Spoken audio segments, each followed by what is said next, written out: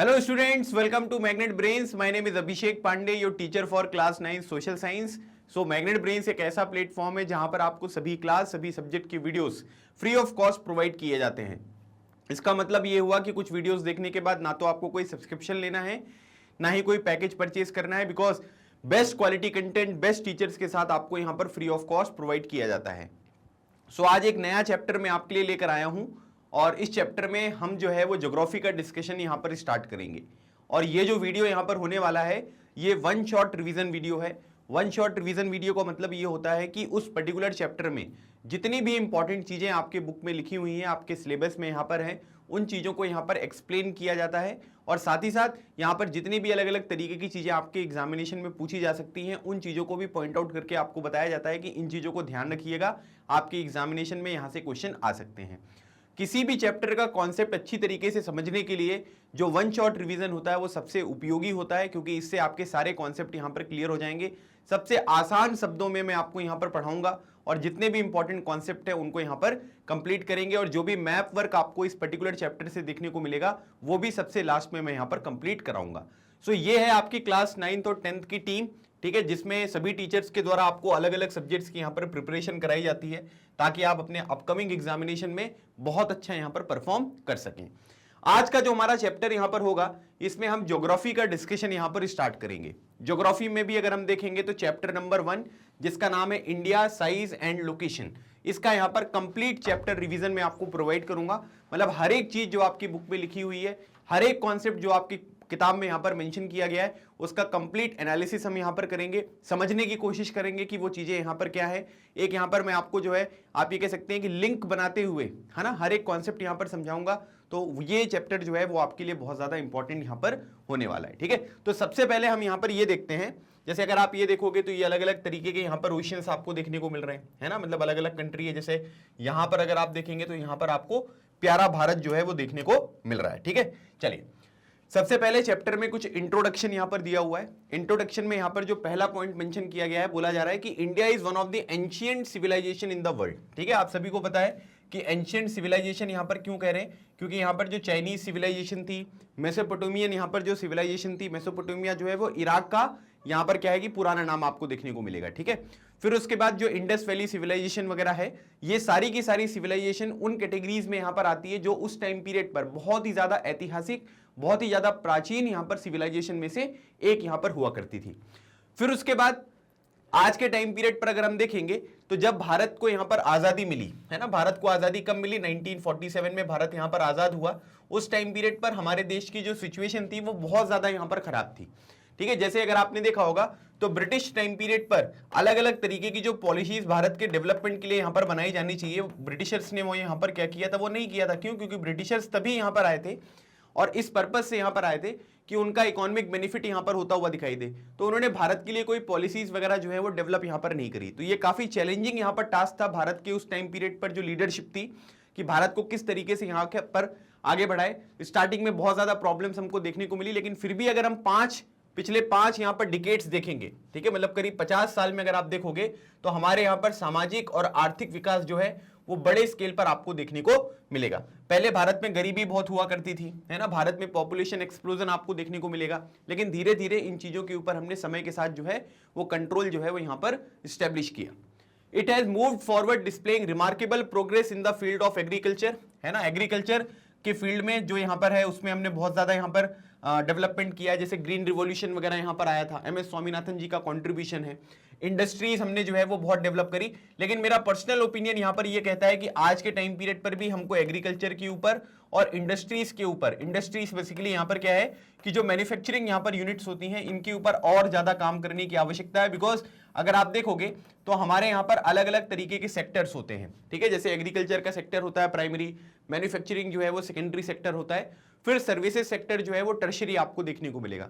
Services sector का मतलब ये होता है कि जो अलग अलग तरीके की जॉब, जैसे IT सेक्टर हो गया, ट्रांसपोर्टेशन हो गया, टेलीकम्युनिकेशन हो गया, ये जो अलग अलग तरीके के सेक्टर्स हैं जिनमें आपको अलग अलग तरीके की सर्विसेज देखने को मिलती हैं, वो यहां पर टर्शरी सेक्टर जो है वो यहां पर कहलाते हैं।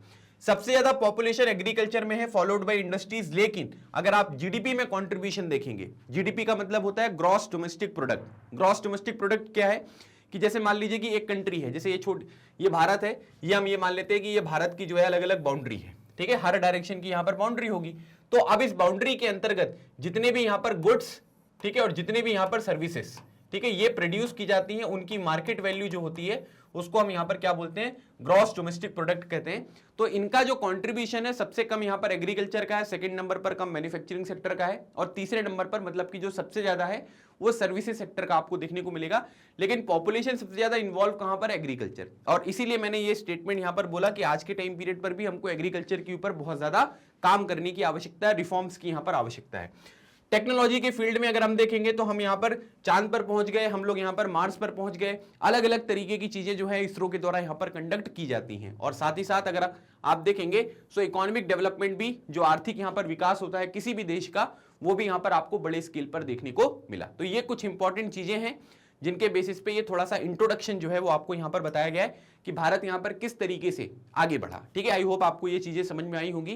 देखो क्या होता है कि किसी भी चैप्टर का लिंक बनाने के लिए थोड़ा सा बैकग्राउंड डिटेल जो है वो पता होना आवश्यक है। जब वो चीजें आपको पता रहेंगी ना, तब आपको कोई भी दिक्कत यहां पर नहीं होने वाली है। ठीक है, चलिए भाई, अब अगली बात करेंगे हम भारत के लोकेशन के बारे में। ठीक है, ये भारत का यहां पर नेशनल एम्बलम है, ठीक है, जिसमें यहां पर ये सत्यमेव जयते लिखा हुआ है। और सत्यमेव जयते जो है ये हमने मुंडक उपनिषद से लिया है ना। अलग अलग तरीके के उपनिषद हैं, उसमें से मुंडक उपनिषद से ये सत्यमेव जयते जो लिखा गया है ये शब्द यहां पर लिया गया है। ठीक है, ये भी आप याद रखना, अगर किसी भी कॉम्पिटिटिव एग्जामिनेशन की आप तैयारी करोगे तो आपसे ये सवाल जो है वो पूछा जा सकता है। चलिए अब बात करेंगे, India is a vast country, है ना। India is a vast country क्यों बोला जा रहा है भाई, क्योंकि यहां पर क्या है कि अगर आप प्यारे भारत का यहां पर मैप देखोगे तो आपको समझ में आएगा कि भारत में अलग अलग तरीके की चीजें हैं। ठीक है, वास्ट कंट्री कैसे बोल रहे हैं, जैसे आप ये मैप देखो, ठीक है, यहां पर अगर आप देखेंगे सो लद्दाख यहां पर हो गया, ठीक है, और इसके नीचे अगर आप देखेंगे तो यहां पर आपको ये तमिलनाडु देखने को मिल रहा है, यहां पर अरुणाचल प्रदेश हो गया, और यहां पर क्या है, यहां पर आपको गांधीनगर गुजरात देखने को मिल रहा है। तो यहां से अगर ऊपर से लेकर नीचे तक, ठीक है, और यहां राइट से लेकर लेफ्ट तक अगर आप देखोगे तो भारत यहां पर क्या है कि बहुत ही ज्यादा विशाल कंट्री आपको देखने को मिल रहा है। और इसी वजह से यहां पर हम बोल रहे हैं कि भारत जो है वो एक यहां पर वास्ट कंट्री है। ठीक है, दूसरी बात, lying entirely in the northern hemisphere, the mainland extends between latitude 8 degree 4 unit north and 37 degree 6 minute north and longitude 68 degree 7 minute east and 97 degree 25 minute east। ठीक है, अब ये है क्या, इस चीज को समझते हैं। इसके लिए मैं आपको ये जो यहां पर फोटो है ये मैं आपको दिखाता हूं, ये आपके बुक में भी दिया हुआ है। सो अगर आप देखेंगे तो यहां पर क्या है कि ये पूरा का पूरा ग्लोब है। ठीक है, अब अगर आप देखोगे तो यहां पर मैं एक लाइन इस तरीके से ड्रॉ कर रहा हूं, ठीक है, एक इस लाइन को देखिएगा आप, ठीक है, और उसके बाद एक इस लाइन को देखिएगा। ठीक है, अब इसमें अगर आप देखेंगे तो इसी तरीके से अगर आप यहां पर ये लेटी हुई लाइंस देखेंगे तो वो भी आपको बहुत सारी देखने को मिलती हैं। जैसे ये 0 यहां पर हो गया और यहां पर आपको 90 डिग्री देखने को मिल रहा है। तो इसके ऊपर अगर आप देखेंगे तो 90 लाइन जो है वो ऊपर की तरफ देखने को मिलेंगी, और 90 जो लाइन से लेटी हुई इनको हम यहां पर नीचे देखेंगे, और ये टोटल एक यहां पर हो गया। तो टोटल अगर आप यहां पर बात करेंगे तो टोटल जो यहां पर लाइंस है कितनी, 181, इसको हम क्या बोलते हैं, इसको बोलते हैं लैटिट्यूड्स। ठीक है, ये हो गया आपका लैटिट्यूड्स।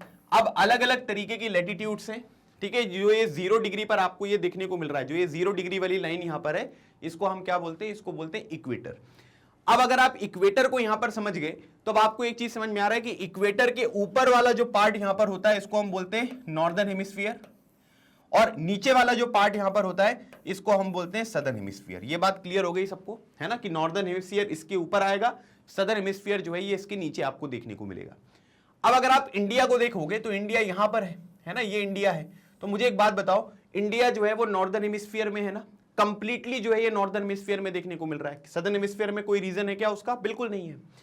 इसी तरीके से ये जो पर्टिकुलर लाइन होती है 0 डिग्री, जो मैंने वर्टिकल लाइन यहां पर खींची है, इसको हम यहां पर क्या बोलते हैं, इसको बोलते हैं लॉन्गिट्यूड। ठीक है, इसे हम यहां पर लॉन्गिट्यूड के नाम से जानते हैं। अच्छा, लॉन्गिट्यूड का टोटल नंबर कितना होता है, 180 यहां पर आपको टोटल नंबर देखने को मिलेगा। लैटिट्यूड्स का जो नंबर है वो है आपका यहां पर 181, और अगर लॉन्गिट्यूड का नंबर देखेंगे तो 180 कैसे, देखिए जैसे अगर मान लीजिए कि ये 0 डिग्री है ना, 0 डिग्री के बाद 180 डिग्री ईस्ट, 180 डिग्री वेस्ट, सो 180 ये यहां पर हो गया। उसके बाद अगर आप दूसरा नंबर यहां पर देखेंगे तो 180 जो है वो यहां पर आपको देखने को मिलेगा। टोटल यहां पर जो लॉन्गिट्यूड्स हैं ये आपको 360 यहां पर देखने को मिलेंगे, है ना। सिंपल सी बात यहां पर ये हुई कि भाई ये देखो, ये हमने क्या किया कि ग्लोब को खोल कर रख दिया है ना। सो अब यहां पर क्या होगा, ईस्ट डायरेक्शन में, जैसे ये लॉन्गिट्यूड होता है ना, ये क्या करता है, ये यहां पर इसको ईस्टर्न हेमिस्फीयर में डिवाइड करेगा और यहां पर ये वेस्टर्न हेमिस्फीयर में डिवाइड करेगा।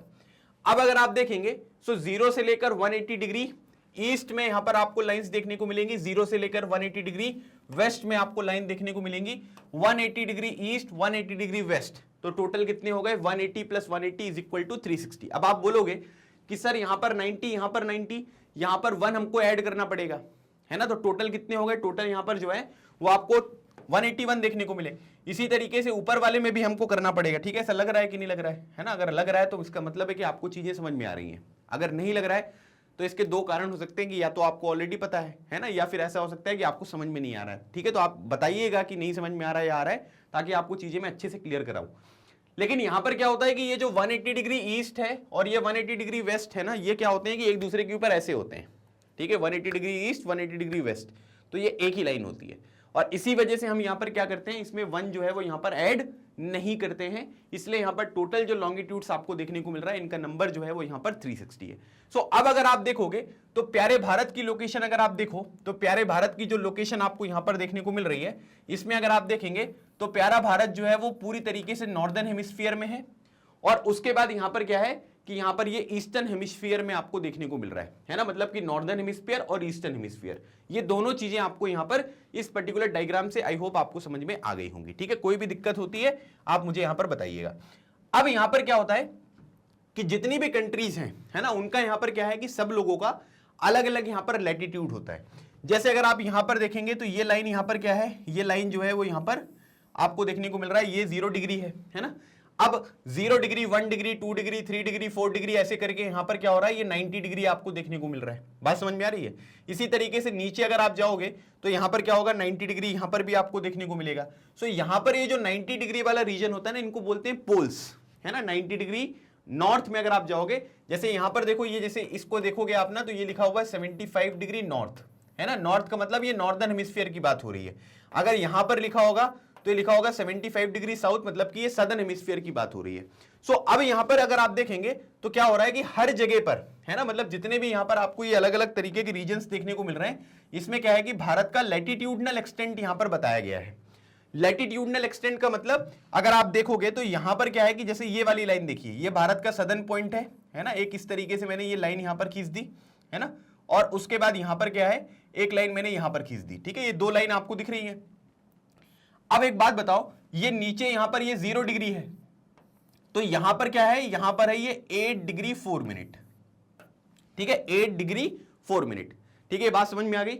अब ऊपर जाएंगे तो बढ़ता जाएगा ना, बढ़ रहा है बढ़ रहा है बढ़ रहा है, तो यहां पर क्या हुआ कि यहां पर आपको देखने को मिलेगा 37 डिग्री 6 मिनट, ठीक है, तो ये हो गया लैटिट्यूडनल एक्सटेंट, ठीक है, क्या हो गया ये हो गया आपका लैटिट्यूडनल एक्सटेंट। तो अगर आप यहां पर देखेंगे तो यहां पर क्या लिखा हुआ है कि लैटिट्यूड जो है ये है 8 डिग्री 4 मिनट नॉर्थ से लेकर 37 डिग्री 6 मिनट नॉर्थ तक, ठीक है।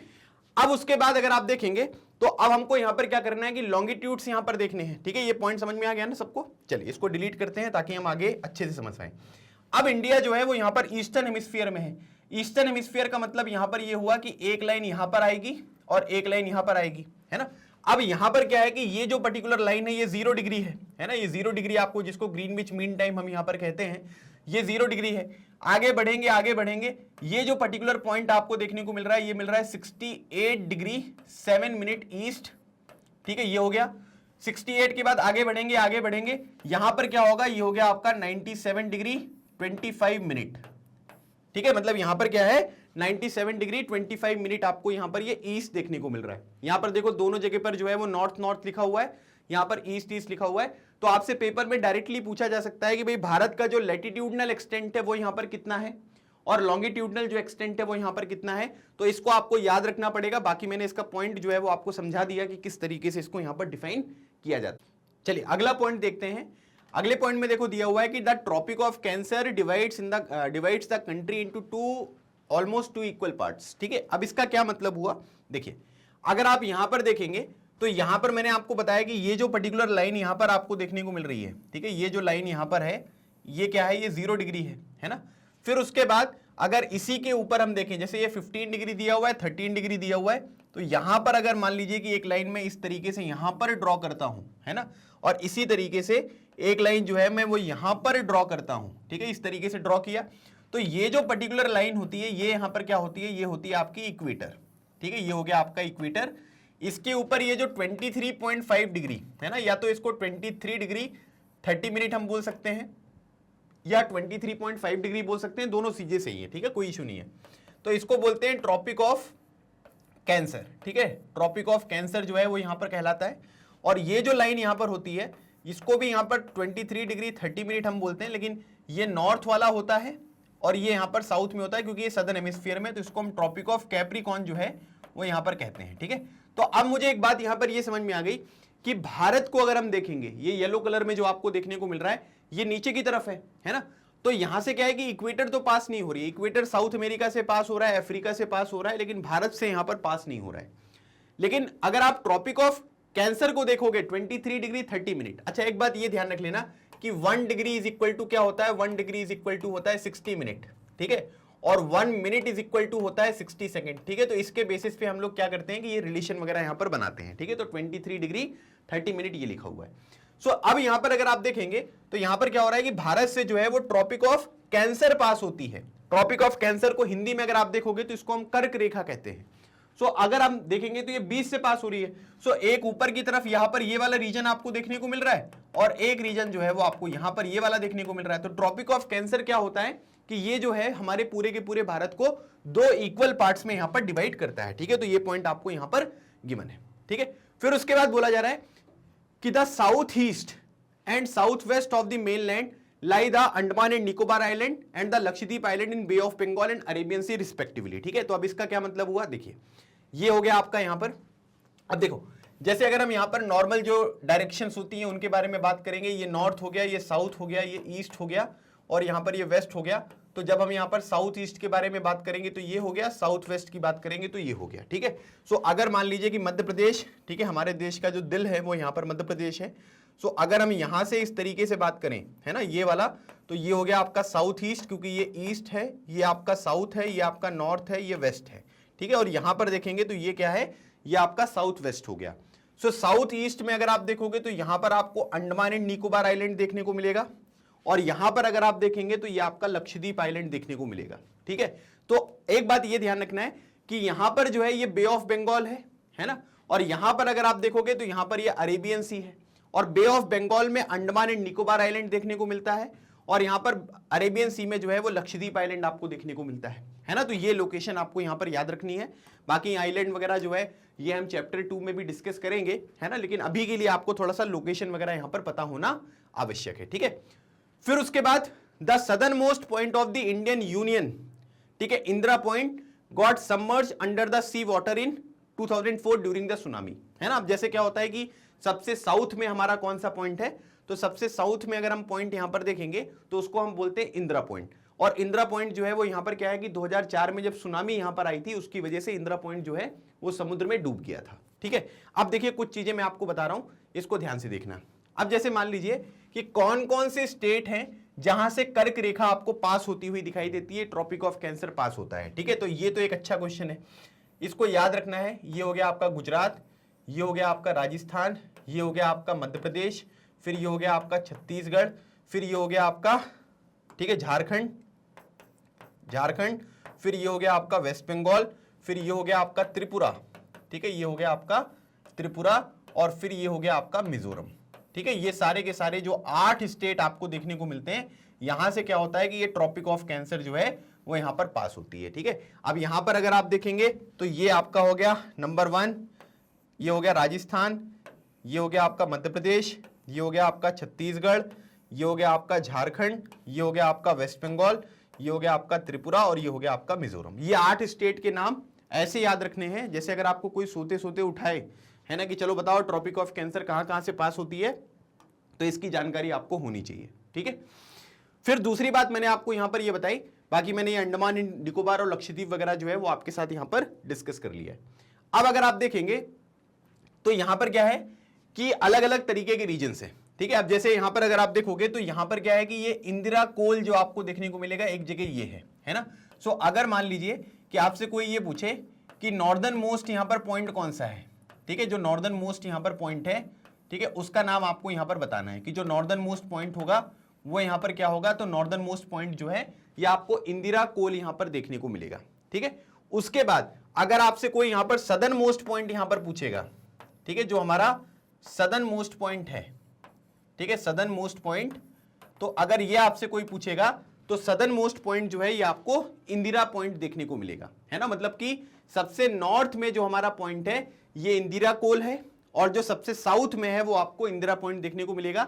लेकिन यहां पर क्या है कि इंदिरा पॉइंट जो है वो यहां पर डूब चुका है, तो ये भी एक इंपॉर्टेंट पॉइंट यहां पर हो सकता है, तो इसके बारे में भी आपको जानकारी रखनी है। ठीक है, अब मैं आपको एक यहां पर क्वेश्चन दे रहा हूं, क्वेश्चन में आपको मुझे ये बताना है कि जो सबसे ईस्ट में यहां पर पॉइंट है ना, जो सबसे ईस्ट में आपको पॉइंट देखने को मिल रहा है वो यहां पर कौन सा है और सबसे वेस्ट में कौन सा पॉइंट आपको देखने को मिलेगा। ठीक है, जैसे मैंने नॉर्थ वाला बता दिया, साउथ वाला बता दिया, ईस्ट वाला आपको बताना है और आपको वेस्ट वाला बताना है। ठीक है, इस सेशन को देखते देखते उसकी इंफॉर्मेशन मैं आपके साथ यहां पर शेयर कर दूंगा, लेकिन अभी के लिए अगर आपको पता है तो आप उसका आंसर कमेंट सेक्शन में जरूर दीजिएगा। ठीक है भाई, चलिए आगे बढ़ते हैं।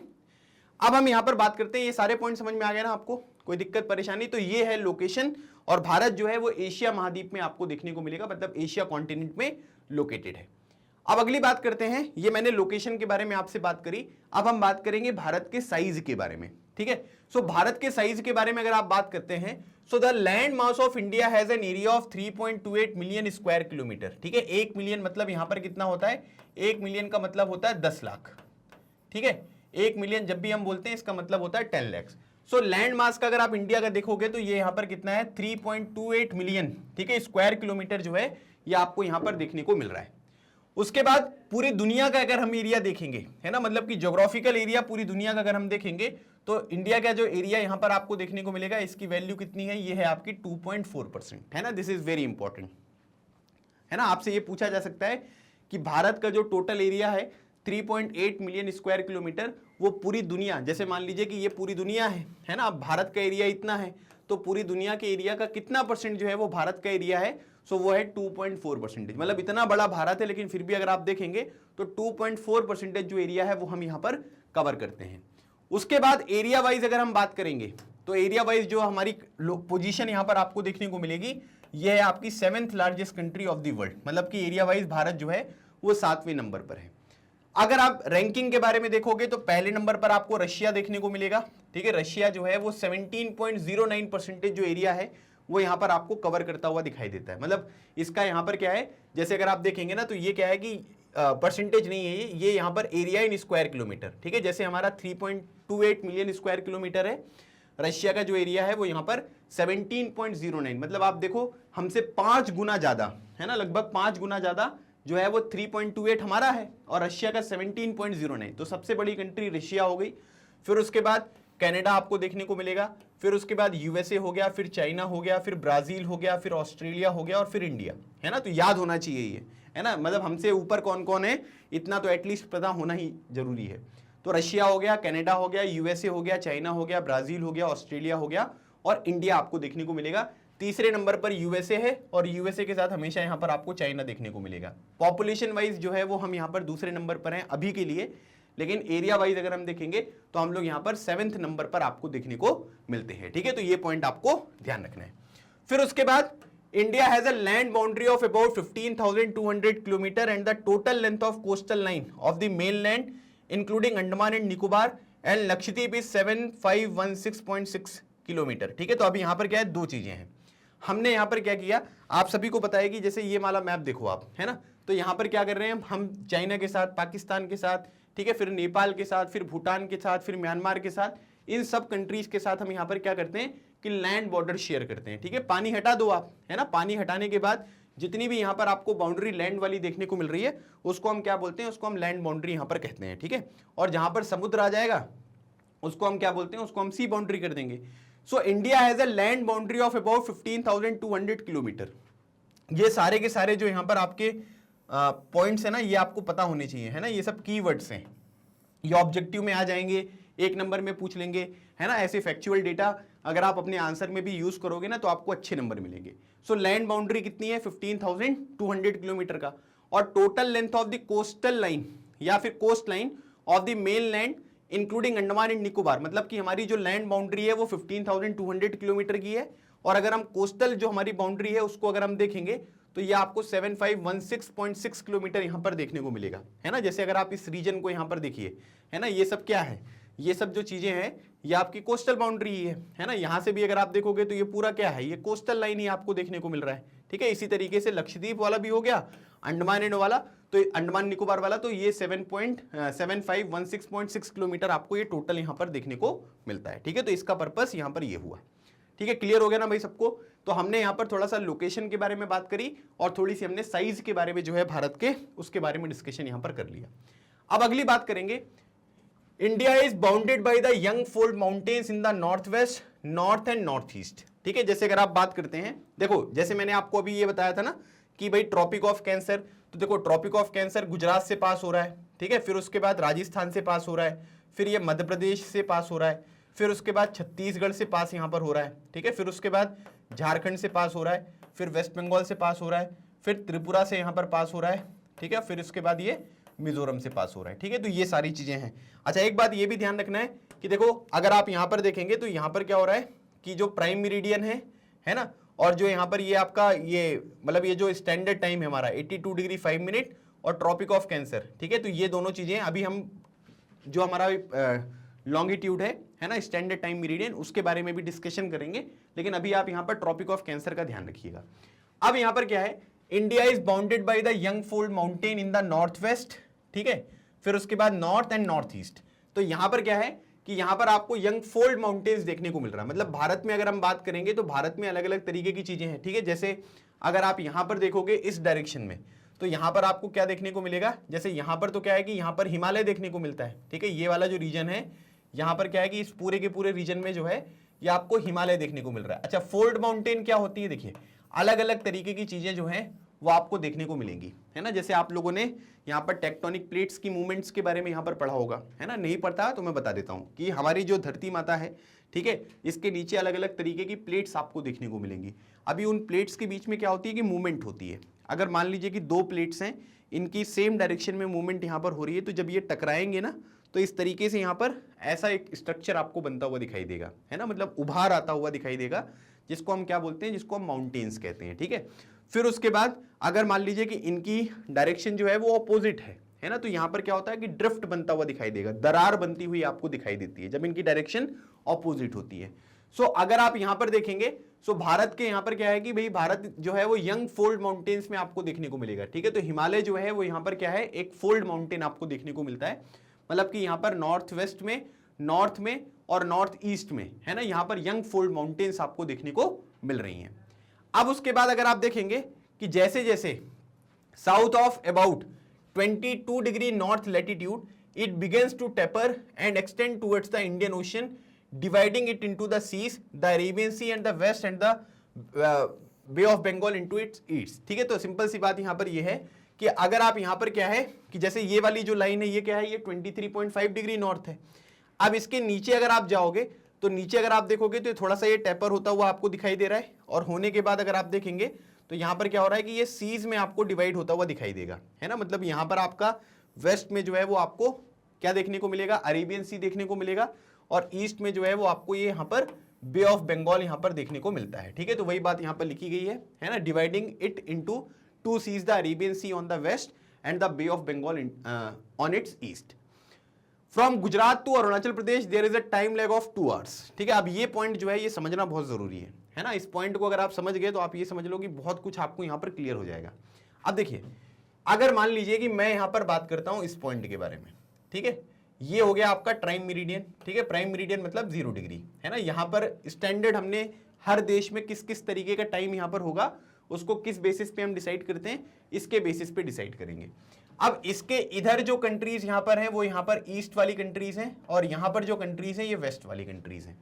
अगर मान लीजिए कि यहां पर क्या है कि 12 बज रहे हैं, ठीक है, अभी हमने यहां पर 12 बजा दिए। अब उसके बाद अगर मान लीजिए कि हम यहां पर ये 0 डिग्री है, 0 डिग्री के बाद अगर मैं मान लो कि यहां पर एक लाइन ये इस तरीके से खींचता हूं, इसको मैंने बोल दिया कि ये 1 डिग्री है, ठीक है। और इसी तरीके से मैं एक लाइन यहां पर खींचता हूं, इसको भी मैंने बोल दिया यहां पर 1 डिग्री है। लेकिन ये क्या है, ये 1 डिग्री ईस्ट है और ये 1 डिग्री वेस्ट है। बात समझ में आ रही है, ये 1 डिग्री वेस्ट हो गया और ये आपका 1 डिग्री ईस्ट हो गया। ये बात क्लियर हो गई सबको, तो इसका मतलब ये हुआ कि आपने ये प्राइम मेरिडियन यहां पर खींचा, प्राइम मेरिडियन जो है ना, इसके ईस्ट पे 1 डिग्री ईस्ट किया और 1 डिग्री वेस्ट। अब देखो एक बात समझो कि टोटल यहां पर सर्कल कितने का है, टोटल सर्कल अगर आप देखोगे तो ये 360 डिग्री का है। तो 1 डिग्री से जब हम यहां पर 1 डिग्री चेंज करते हैं ना, तो टोटल यहां पर 4 मिनट का अंतर आता है, ठीक है। 1 डिग्री जब हम यहां पर मूव करेंगे तो 4 मिनट का अंतर आएगा। अभी इसका क्या मतलब हुआ, देखो इसका मतलब बहुत सिंपल है कि अगर मान लीजिए कि यहां पर 12 बजे हैं, तो जब आप ईस्ट डायरेक्शन में यहां पर जाओगे तो यहां पर जो टाइम हुआ होगा वो हुआ होगा 12:04, ठीक है। मतलब कि प्राइम मेरिडियन से अगर हम ईस्ट डायरेक्शन में जाते हैं तो टाइम क्या होता है कि बढ़ता है। जैसे 12 बज रहे हैं तो यहां पर कितना बजेगा, 12:04। और अगर आप पीछे की तरफ यहां पर जाओगे, है ना, तो यहां पर जो टाइम होगा वो कितना होगा, ये होगा 11:56, मतलब 11:56 जो है वो आपको यहां पर देखने को मिलेगा। बात समझ में आ रही सबको? तो ये चीजें हैं। अब अगर 2 डिग्री यहां पर होगा तो फिर 4 मिनट और बढ़ जाएगा, 3 डिग्री, 4 डिग्री, 5 डिग्री, तो हर डिग्री पर 4 मिनट जो है वो यहां पर चेंज होता हुआ दिखाई देगा। अब अगर मान लीजिए कि हम भारत के रिस्पेक्ट में देखेंगे, सो भारत के रिस्पेक्ट में अगर आप देखोगे तो 68 डिग्री, ठीक है, 7 मिनट से लेकर 97 डिग्री 25 मिनट, ठीक है, समझ में आ रहा है, 97 डिग्री 25। तो अब अगर आप एक चीज देखो तो 68 डिग्री है और ये 98, मतलब इसको हम अगर मान लो कि 68 माने और इसको हम कितना माने, इसको अगर हम मान लेते हैं यहां पर 98, ठीक है। तो 68 से 98 कितना डिग्री का डिफरेंस यहां पर आया, बोलो भाई 30 डिग्री का डिफरेंस आया कि नहीं आया, बताइए। 30 डिग्री का डिफरेंस आया। अभी 1 डिग्री में 4 मिनट का डिफरेंस आ रहा है, तो 30 डिग्री में कितने मिनट का डिफरेंस होगा, 30 × 4, इसका मतलब कितने मिनट का डिफरेंस होगा, 120 मिनट का। 120 मिनट का मतलब कितना हुआ, 2 घंटे का डिफरेंस आपको यहां पर देखने को मिल रहा है। इसका क्या मतलब हुआ, इसका मतलब यह हुआ कि अगर मान लीजिए कि हम सबसे अपने वेस्टर्न पार्ट की बात करेंगे और सबसे ईस्टर्न पार्ट की बात करेंगे, तो अगर हमने यहां पर कोई स्टैंडर्ड टाइम मीरिडियन यहां पर डिसाइड नहीं किया होता तो यहां पर टाइम अलग होता, वहां पर टाइम अलग होता। बात समझ में आ रही है ना? क्यों हो रहा है, क्योंकि यहां पर क्या है कि हमारा जो लॉन्गिट्यूडनल एक्सटेंट है उसमें करीब 30 डिग्री का वेरिएशन आपको देखने को मिल रहा है और 1 डिग्री की वजह से 4 मिनट में यहां पर अंतर आ रहा है। तो 30 डिग्री की वजह से 120 मिनट या 2 घंटे का जो वेरिएशन है वो आपको देखने को मिलता है। बात क्लियर हो गई सबको? कहीं पर भी कोई भी परेशानी होगी तो बताइएगा आप, है ना, कमेंट सेक्शन में, है ना। और आई होप मुझे आपको समझाने में कोई दिक्कत नहीं आ रही है और आपको चीजें क्लियर हो रही। तो वही पॉइंट यहां पर आपको बताया गया था कि भाई भारत में जो है कि गुजरात जो है वो सबसे वेस्टर्न वाला पार्ट है और सबसे ईस्टर्न वाला पार्ट जो है वो यहां पर आपको अरुणाचल प्रदेश देखने को मिलेगा। तो अब हमको एक बात यहां पर ये क्लियर हो गई कि भाई गुजरात से अरुणाचल प्रदेश में 2 घंटे का अंतर है। क्यों? क्योंकि टोटल अप्रोक्सीमेटली जो है वो 30 डिग्री का लॉन्गिट्यूड का डिफरेंस यहां पर आपको देखने को मिलेगा। अब ऐसा तो अगर हम करेंगे कि भाई अरुणाचल प्रदेश में अलग समय चल रहा है, गुजरात में अलग समय चल रहा है, तो फिर अच्छी बात नहीं होगी ना। इसीलिए हमने क्या किया कि time along the standard meridian of India 82 degree 30 minute passing through Mirzapur Uttar Pradesh is taken as the standard time for the whole country. मतलब हमने यहां पर क्या कर लिया कि पूरी की पूरी कंट्री के लिए, ठीक है, पूरी की पूरी कंट्री के लिए हमने यहां पर क्या किया है, हमने जो है वो 82 डिग्री 30 मिनट ईस्ट जो है वो एक स्टैंडर्ड टाइम हमने यहां पर मान लिया। तो आप ये देख सकते हैं ये है आपका 82 डिग्री 5 मिनट बोल लो या 82 डिग्री 30 मिनट बोल लीजिए, दोनों ठीक है, कोई दिक्कत नहीं है उसमें, ठीक है। सो 82 डिग्री 30 मिनट जो है वो हमने यहां पर क्या किया, इसको लिख देते हैं 82 डिग्री 30 मिनट, ये हमने यहां पर एक स्टैंडर्ड टाइम मेरिडियन मान लिया। अभी इसका क्या मतलब हुआ, आप देखो, अब ध्यान से देखना। अब जैसे मान लीजिए कि मैंने यहां पर ये बनाया, ठीक है, एक बार फिर से मैं आपको समझा रहा हूं, ध्यान से देखना। अब जैसे मान लो कि एक लाइन ये करी, ये हो गया आपका 0 डिग्री, ठीक है, और यहां पर हमने क्या किया कि हमने मान लिया कि भाई ये क्या है, ये 82 डिग्री 30 मिनट जो है वो आपको देखने को मिल रहा है, ठीक है। तो इसका मतलब यहां पर क्या हुआ, ईस्ट है ना, तो ये ईस्ट में आपको देखने को मिलेगा। सो 82 डिग्री 30 मिनट ईस्ट आपको देखने को मिल रहा है। तो अब मुझे एक बात बताओ, इनमें डिफरेंस कितने का है, 82 डिग्री 30 मिनट्स का, है ना। सो अगर मैं मान लो कि 82 डिग्री है, ठीक है, और 30 मिनट्स को अगर मैं मान लो कि डिग्री में ही चेंज करूं, ठीक है, इतनी मैथ्स आपको सबको आती ही होगी, है ना। तो इसको लिखा मैंने 82, जैसे इसको अगर हम नॉर्मली यहां पर लिखेंगे, सो इसको मैं लिख सकता हूं 82 1/2, और इसको अगर हम सॉल्व करेंगे तो ये कितना हो जाएगा, बताओ भाई, ये हो गया आपका 165/2 डिग्री, है ना। अब 1 डिग्री में 4 मिनट का डिफरेंस आता है ना, 1 डिग्री में 4 मिनट का डिफरेंस आता है, तो इसको 4 से मल्टीप्लाई कर दो, तो इसकी वैल्यू कितनी हो गई, इसकी वैल्यू हो गई आपकी 230, सही है ना, नहीं 330, सॉरी ठीक है, ये कितना हो गया, ये हो गया आपका 330 मिनट्स। अब 330 मिनट्स को अगर आप यहां पर चेंज करोगे तो 330 जो होगा वो हो जाएगा आपका 5 आवर 30 मिनट्स।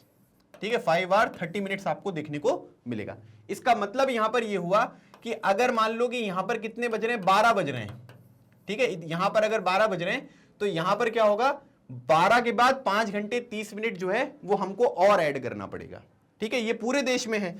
तो इसी वजह से यहां पर आपने एक चीज ये देखी होगी कि इंडियन स्टैंडर्ड टाइम जो है, ठीक है रुकिएगा, जो इंडियन स्टैंडर्ड टाइम आपको देखने को मिलेगा, इंडियन स्टैंडर्ड टाइम ये ग्रीनविच मीन टाइम से, ठीक है, 5.5 घंटा जो है वो यहां पर आगे है ना। इसलिए जब हम क्रिकेट मैच देखते हैं तो अगर इंग्लैंड वगैरह में मैच होता है तो अलग टाइम पर स्टार्ट होता है, हमारे यहां पर होता है तो अलग टाइम पर स्टार्ट होता है। क्यों? क्योंकि जो इंडियन स्टैंडर्ड टाइम है वो ग्रीनविच मीन टाइम से 5.5 घंटा यहां पर आगे है।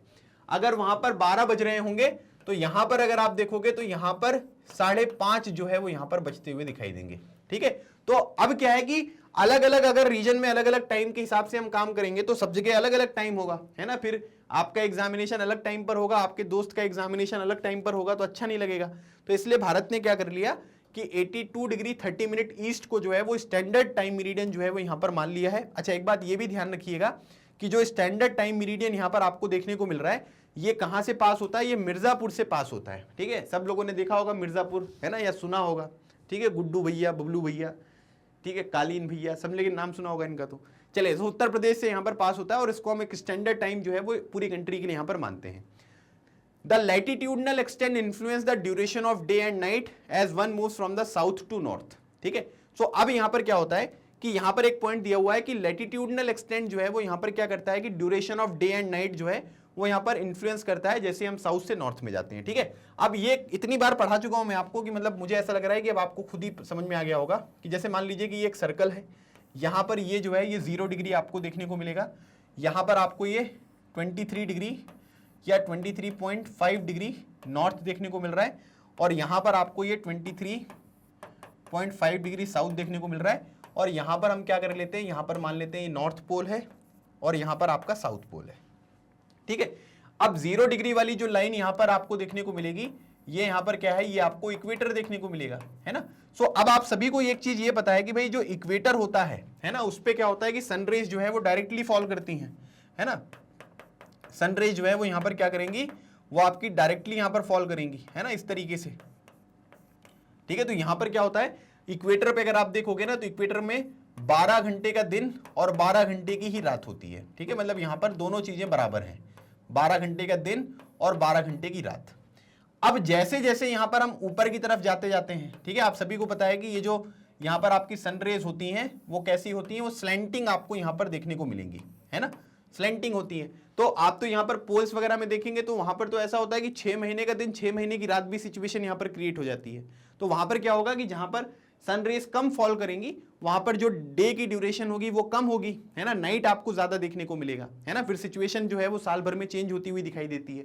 तो इसीलिए यहां पर ये पॉइंट आपको बोला गया है कि इसमें ये पॉइंट बताया गया है कि the latitudinal extent influence the duration of the day and night as one moves from the south to north. मतलब कि अगर आप लो लैटिट्यूड पर हो, 0 डिग्री 1 डिग्री 2 डिग्री 4 डिग्री, है ना, लो लैटिट्यूड्स पर अगर आप हो तो वहां पर क्या होगा कि डे बड़ा होगा, नाइट छोटी होगी। क्यों? क्योंकि उस पर्टिकुलर रीजन में जो सन रेज होती हैं वो डायरेक्टली यहां पर फॉल करती हैं। ठीक है, तो ये पॉइंट भी ध्यान रखना है। साउथ से नॉर्थ पे जैसे हम जाते हैं तो लैटिट्यूडनल एक्सटेंट जो है वो इन्फ्लुएंस करता है duration of day and duration of night. ठीक है, तो ये पॉइंट आपको पता होना चाहिए। बाकी अगर आप देखेंगे तो यहां पर क्या हो रहा है कि ये जो पर्टिकुलर स्टैंडर्ड मेरिडियन है ना, ये आप देखेंगे तो ये यूपी से यहां पर जा रहा है ना। एक पॉइंट ये भी ध्यान रखना है आपको, है ना, ये भी काफी इंपॉर्टेंट पॉइंट है ना, क्योंकि मैप वगैरह में ये चीजें आपसे पूछी जाएंगी। ये स्टैंडर्ड मेरिडियन है तो ये यूपी से यहां पर पास हो रहा है, फिर उसके बाद ये एमपी से पास हो रहा है, फिर उसके बाद ये छत्तीसगढ़ से पास हो रहा है। ठीक है, फिर अगर आप देखोगे तो ये उड़ीसा से पास हो रहा है, और फिर यहां पर ये आंध्र प्रदेश जो है उससे यहां पर आपको पास देखने को मिलेगा। अब एक पॉइंट ये भी आपको ध्यान रखना है कि जो ट्रॉपिक ऑफ कैंसर है और ट्रॉपिक ऑफ कैंसर और स्टैंडर्ड मेरिडियन है ना, ये कौन से स्टेट में जो है वो यहां पर टच कर रही हैं, वो यहां पर छत्तीसगढ़ स्टेट में जो है वो एक दूसरे को बाइसेक्ट कर रही हैं।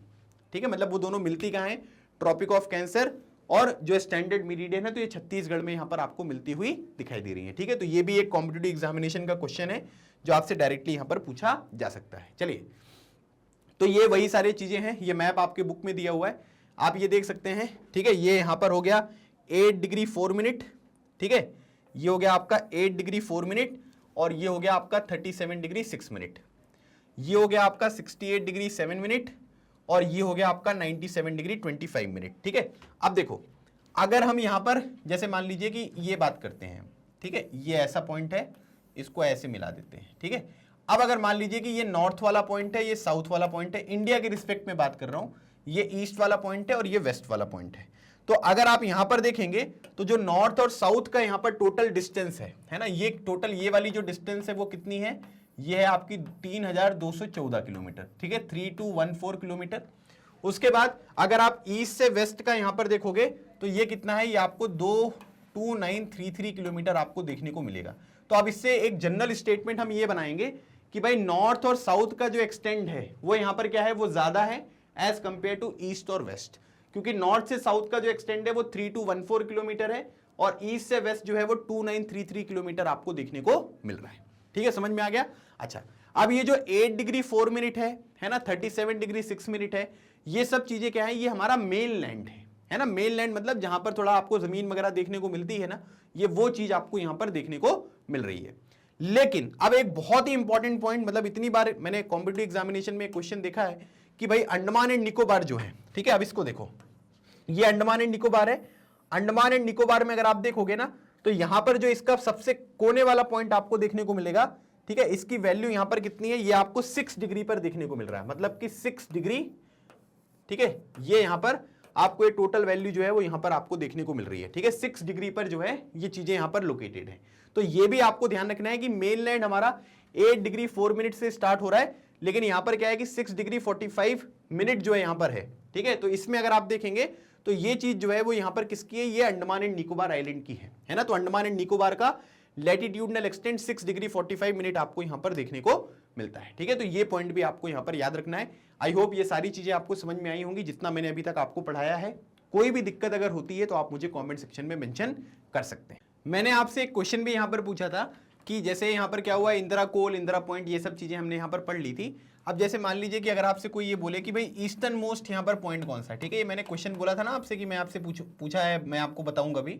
सो अगर मान लीजिए कि भारत के ईस्टर्न मोस्ट पॉइंट के बारे में बात करेंगे तो ये आपको अरुणाचल प्रदेश में देखने को मिलेगा, जिसको बोलते हैं किब्यूथू। ठीक है, ये THU भी होता है और THOO। ठीक है, सब जगह पे अलग अलग तरीके की स्पेलिंग यहाँ पर लिखी हुई है, तो ये आप देख सकते हैं। और उसके बाद अगर मान लीजिए कि वेस्टर्न मोस्ट यहाँ पर पॉइंट हम देखें, ठीक है, मैं इसको अलग जगह पे लिख देता हूँ। ठीक है, जैसे यहाँ पर लिख देते हैं। ठीक है, जैसे यहाँ पर इसको नोट कर लेना है ना भाई। सो ये हो गया आपका वेस्टर्न मोस्ट पॉइंट। ठीक है, तो वेस्टर्न मोस्ट जो पॉइंट है ये आपको गुजरात में देखने को मिलेगा और इसको बोलते हैं घुआर मोटा।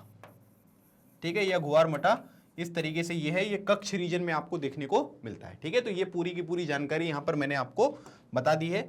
आई होप ये सारी चीजें आपको क्लियर हुई होंगी कि ट्रॉपिक ऑफ कैंसर कहाँ से जाता है, ट्रॉपिक ऑफ कैप्रिकॉर्न कैंसर कैसे कहाँ से जाता है, फिर उसके बाद कौन कौन से स्टेट से पास होता है ना, फिर उसके बाद जो आपका स्टैंडर्ड टाइम मीरिडियन है वो कहाँ कहाँ से पास होगा, है ना। तो स्टैंडर्ड टाइम मीरिडियन याद रखिएगा, ये यूपी हो गया, यूपी के बाद MP है ना, छत्तीसगढ़, उड़ीसा और आंध्र प्रदेश। ठीक है, MP पहले यूपी हो गया, फिर MP हो गया, छत्तीसगढ़ हो गया, उड़ीसा हो गया और आंध्र प्रदेश हो गया। ठीक है, तो ये आपको ध्यान रखना है। चलिए आगे बात करते हैं। अब इंडिया एंड द वर्ल्ड के बारे में हम बात करेंगे। अगला जो हेडिंग यहाँ पर दिया हुआ है, so the Indian landmass has a central location between the east and west Asia. ठीक है, ये पूरा का पूरा आपका एशिया का कॉन्टिनेंट है। अब एशिया के कॉन्टिनेंट में अगर आप देखेंगे तो ये आपका यहाँ पर ईस्ट एशिया है।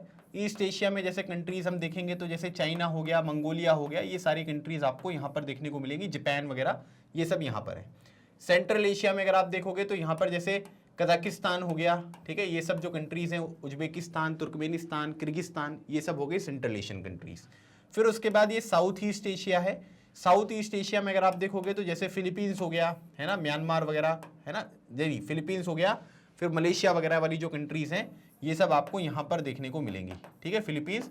और साउथ एशिया में जैसे पाकिस्तान हो गया, अफगानिस्तान हो गया, प्यारा भारत हो गया, है ना, ये सब जो कंट्रीज हैं ये साउथ एशिया में है।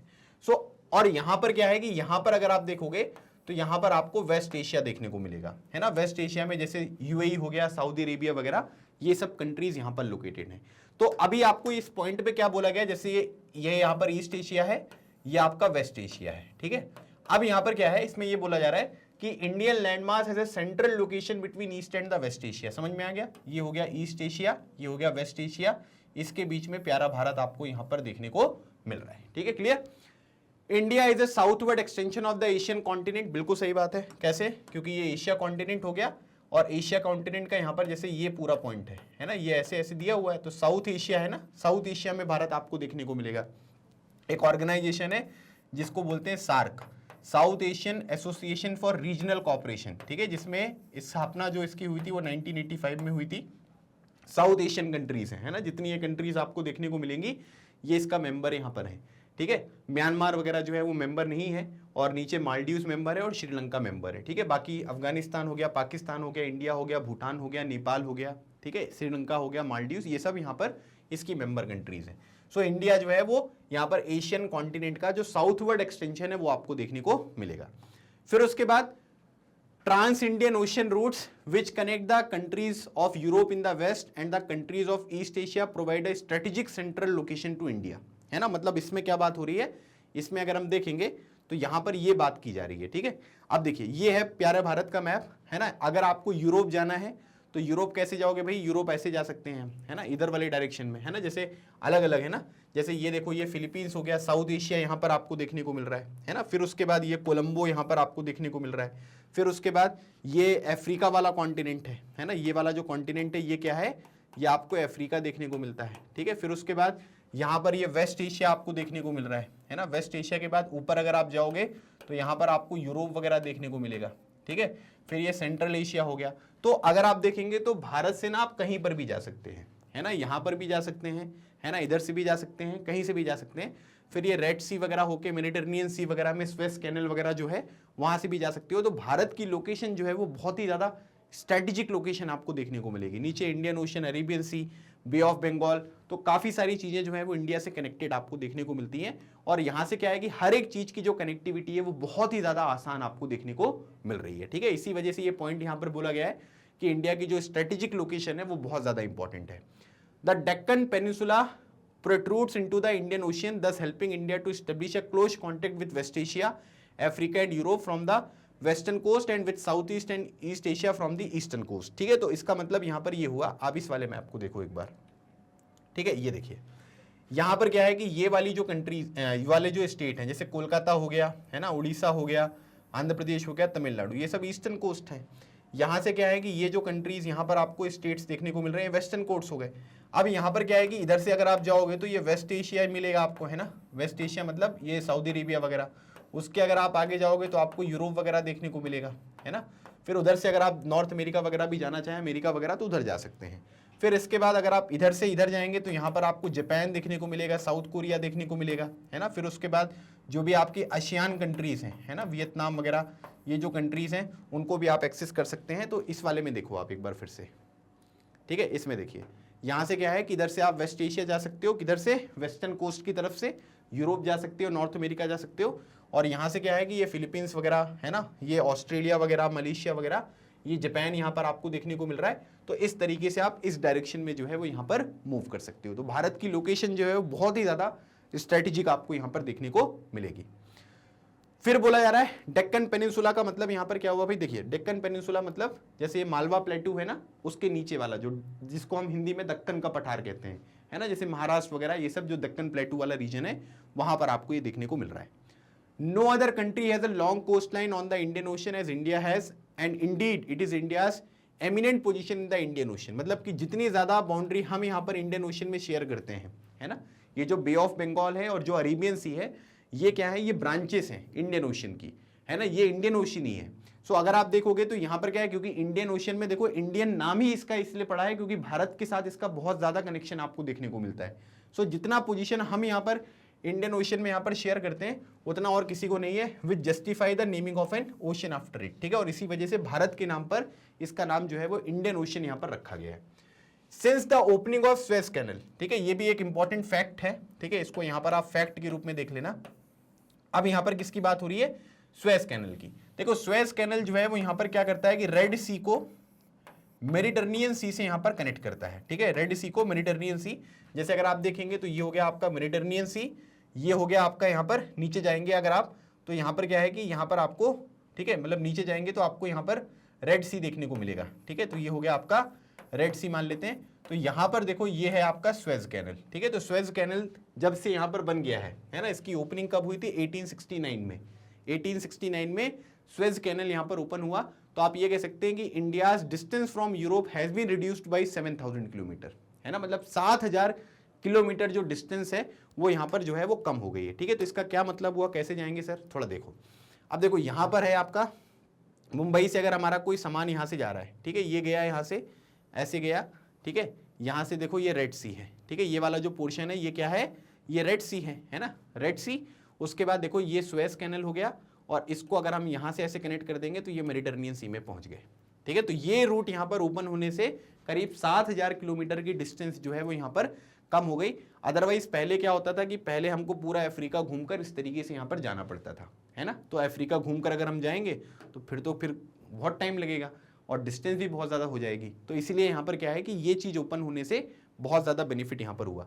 तो आपको ना कुछ फैक्चुअल इन्फॉर्मेशन यहाँ पर याद रखनी है कि सुएज कैनल जो है वो 1869 में ओपन हुआ था, ठीक है। फिर उसके बाद यूरोप से जो डिस्टेंस हमारी है वो 7000 किलोमीटर यहाँ पर कम होती हुई दिखाई दी। तो ये फैक्ट आपके एग्जामिनेशन में डायरेक्टली जो है वो यहाँ पर पूछा जा सकता है, ठीक है। क्लियर हो गया? चलिए, अब उसके बाद अगर हम देखेंगे कि भारत जो है वो पूरी दुनिया से बहुत टाइम से यहाँ पर कांटेक्ट कर रहा है ना, मतलब एंशियंट टाइम से अगर हम देखेंगे तो ट्रेड वगैरह की जो एक्टिविटीज वगैरह थी वो बहुत बड़े स्केल पर हो रही है। So India's contact with the world have continued through ages, but her relationship through the land routes are much older than her maritime contact, ठीक है। तो इसका मतलब यहाँ पर ये हुआ कि जो लैंड रूट्स हैं, है ना, जिनके बेसिस पे लैंड से यहाँ पर कनेक्शन आपको देखने को मिलता है, और मैरीटाइम मतलब कि अगर किसी देश के साथ आपका कनेक्शन यहाँ पर हो रहा है ना, तो या तो वो लैंड से होगा या तो वो समुद्र के रास्ते होगा। तो वही बोला जा रहा है कि but her relationship through the land routes are much older than her maritime contact, ठीक है। मतलब कि समुद्र के रास्ते से जो कॉन्टेक्ट आपको देखने को मिलेगा वो थोड़ा नया है, लेकिन लैंड के रास्ते से अगर आप देखेंगे तो वो थोड़ा सा आपको पुराना यहां पर देखने को मिलता है। The various passes across the mountain in the north have provided passes to the ancient traveller while the ocean restricted such interaction for a long time, ठीक है। अब यहां पर क्या होता है, देखिए अलग अलग तरीके की चीजें आपको देखने को मिलेंगी, है ना। अब जैसे मान लीजिए कि दो माउंटेन्स हैं, दो माउंटेन्स के बीच में अगर यहां पर कोई रास्ता वगैरह बनता है ना, तो उसको हम पास बोलते हैं। अलग अलग तरीके के पास है, जैसे नाथुला पास हो गया, बोमिला पास हो गया, है ना, मतलब जम्मू कश्मीर वाले रीजन में जितने भी पहाड़ी इलाके, शिपकीला पास हो गया। तो अलग अलग तरीके के पास यहां पर आपको देखने को मिलते हैं, और उन पास के माध्यम से क्या होता है कि चीजें जो है वो एक जगह से दूसरी जगह पे ट्रेवल करती हुई दिखाई देती हैं। तो पहले क्या हुआ कि जो पहले के ट्रेवलर्स वगैरह थे, प्राचीन ट्रेवलर्स, वो इन पासेस के माध्यम से जो है एक कंट्री से दूसरी कंट्री में जाते थे। लेकिन ओशियंस वगैरह में इतना नहीं होता था। ओशियंस में अगर आपके पास नाव नहीं है, जहाज नहीं है, तो आप एक जगह से दूसरी जगह नहीं जा पाओगे, है ना। लेकिन पासेस के माध्यम से लोग ट्रेवल करते हुए, क्योंकि पहले जो मीन्स ऑफ ट्रांसपोर्टेशन वगैरह भी होते थे वो भी बहुत लिमिटेड आपको देखने को मिलते थे।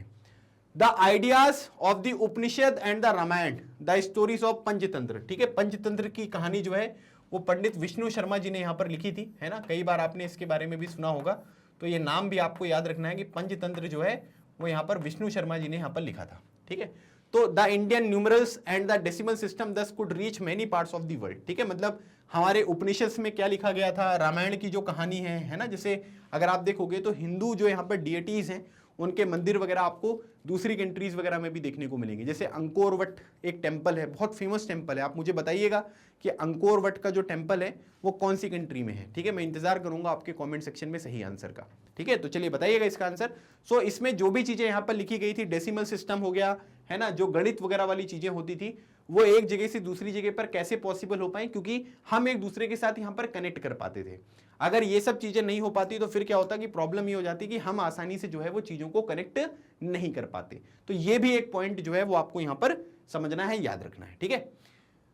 The spices, muslin and the other merchandise were taken from India to different countries, ठीक है। मतलब अगर आप देखेंगे तो हमारे देश में अलग अलग तरीके के, जैसे स्पाइसेस वगैरह के लिए बहुत ज़्यादा चीज़ें यहाँ पर फेमस थी। मतलब स्पाइसेस हो गए, कॉफ़ी वगैरह हो गए, इन सब चीज़ों के लिए जो यहाँ पर हमारे देश में अलग अलग तरीके के प्रोडक्ट वगैरह होते थे, है ना, उनके साथ हमारी ट्रेड एक्टिविटीज़ बहुत होती थी, है ना। लोगों को काली मिर्च वगैरह बहुत पसंद आती थी, है ना। तो इस तरीके से हमारा जो यहाँ पर प्रोडक्ट है वो भी दूसरी कंट्रीज में पहुंचा। On the other hand the influence of Greek sculpture and the architectural style of dome, ठीक है, and minarets from west Asia can be seen in the different part of our country. ठीक है, तो अब इसमें यहां पर क्या बोला गया कि जब क्या होता है कि लोगों के साथ हमारा इंटरेक्शन आपको देखने को मिलता है, सो इंटरेक्शन की वजह से काफी सारी अलग अलग तरीके की चीजें जो है वो हमारे देश में और हमारे देश से दूसरे देश में भी जाती हुई दिखाई देंगी, है ना। जैसे ग्रीक स्कल्पचर वगैरह अगर आप देखोगे, जैसे आप इस फोटो में देख सकते हैं, इस तरीके की चीजें हमारे देश में आई, है ना। फिर जो यहाँ पर डोम्स वगैरह होते हैं, ठीक है, जैसे डोम का मतलब यहाँ पर ये हुआ